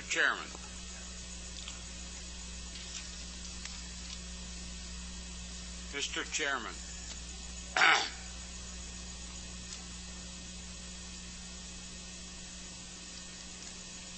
could I have everybody's attention, please? Mr. Chairman, I move that we continue Cool PZ 2108-19 to November 10th, and the public portion of Cool PZ 2308-19 will be continued along with the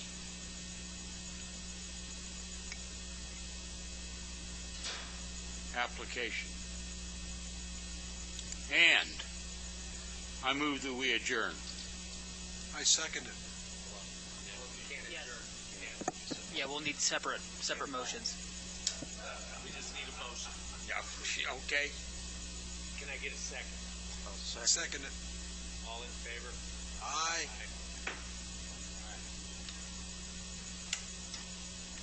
Continue this discussion November 10th. Okay. Want to go home already, Al? Yeah. I need reports from Gilbert. Oh. Mr. Chair, Commissioners, right now I have nothing to report. You guys, it's been a long night, so we'll let everybody go home. All right.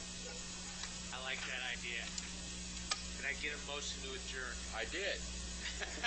I move we adjourn. I second it. Aye. Let's go home, everybody. Thank you all. Appreciate it.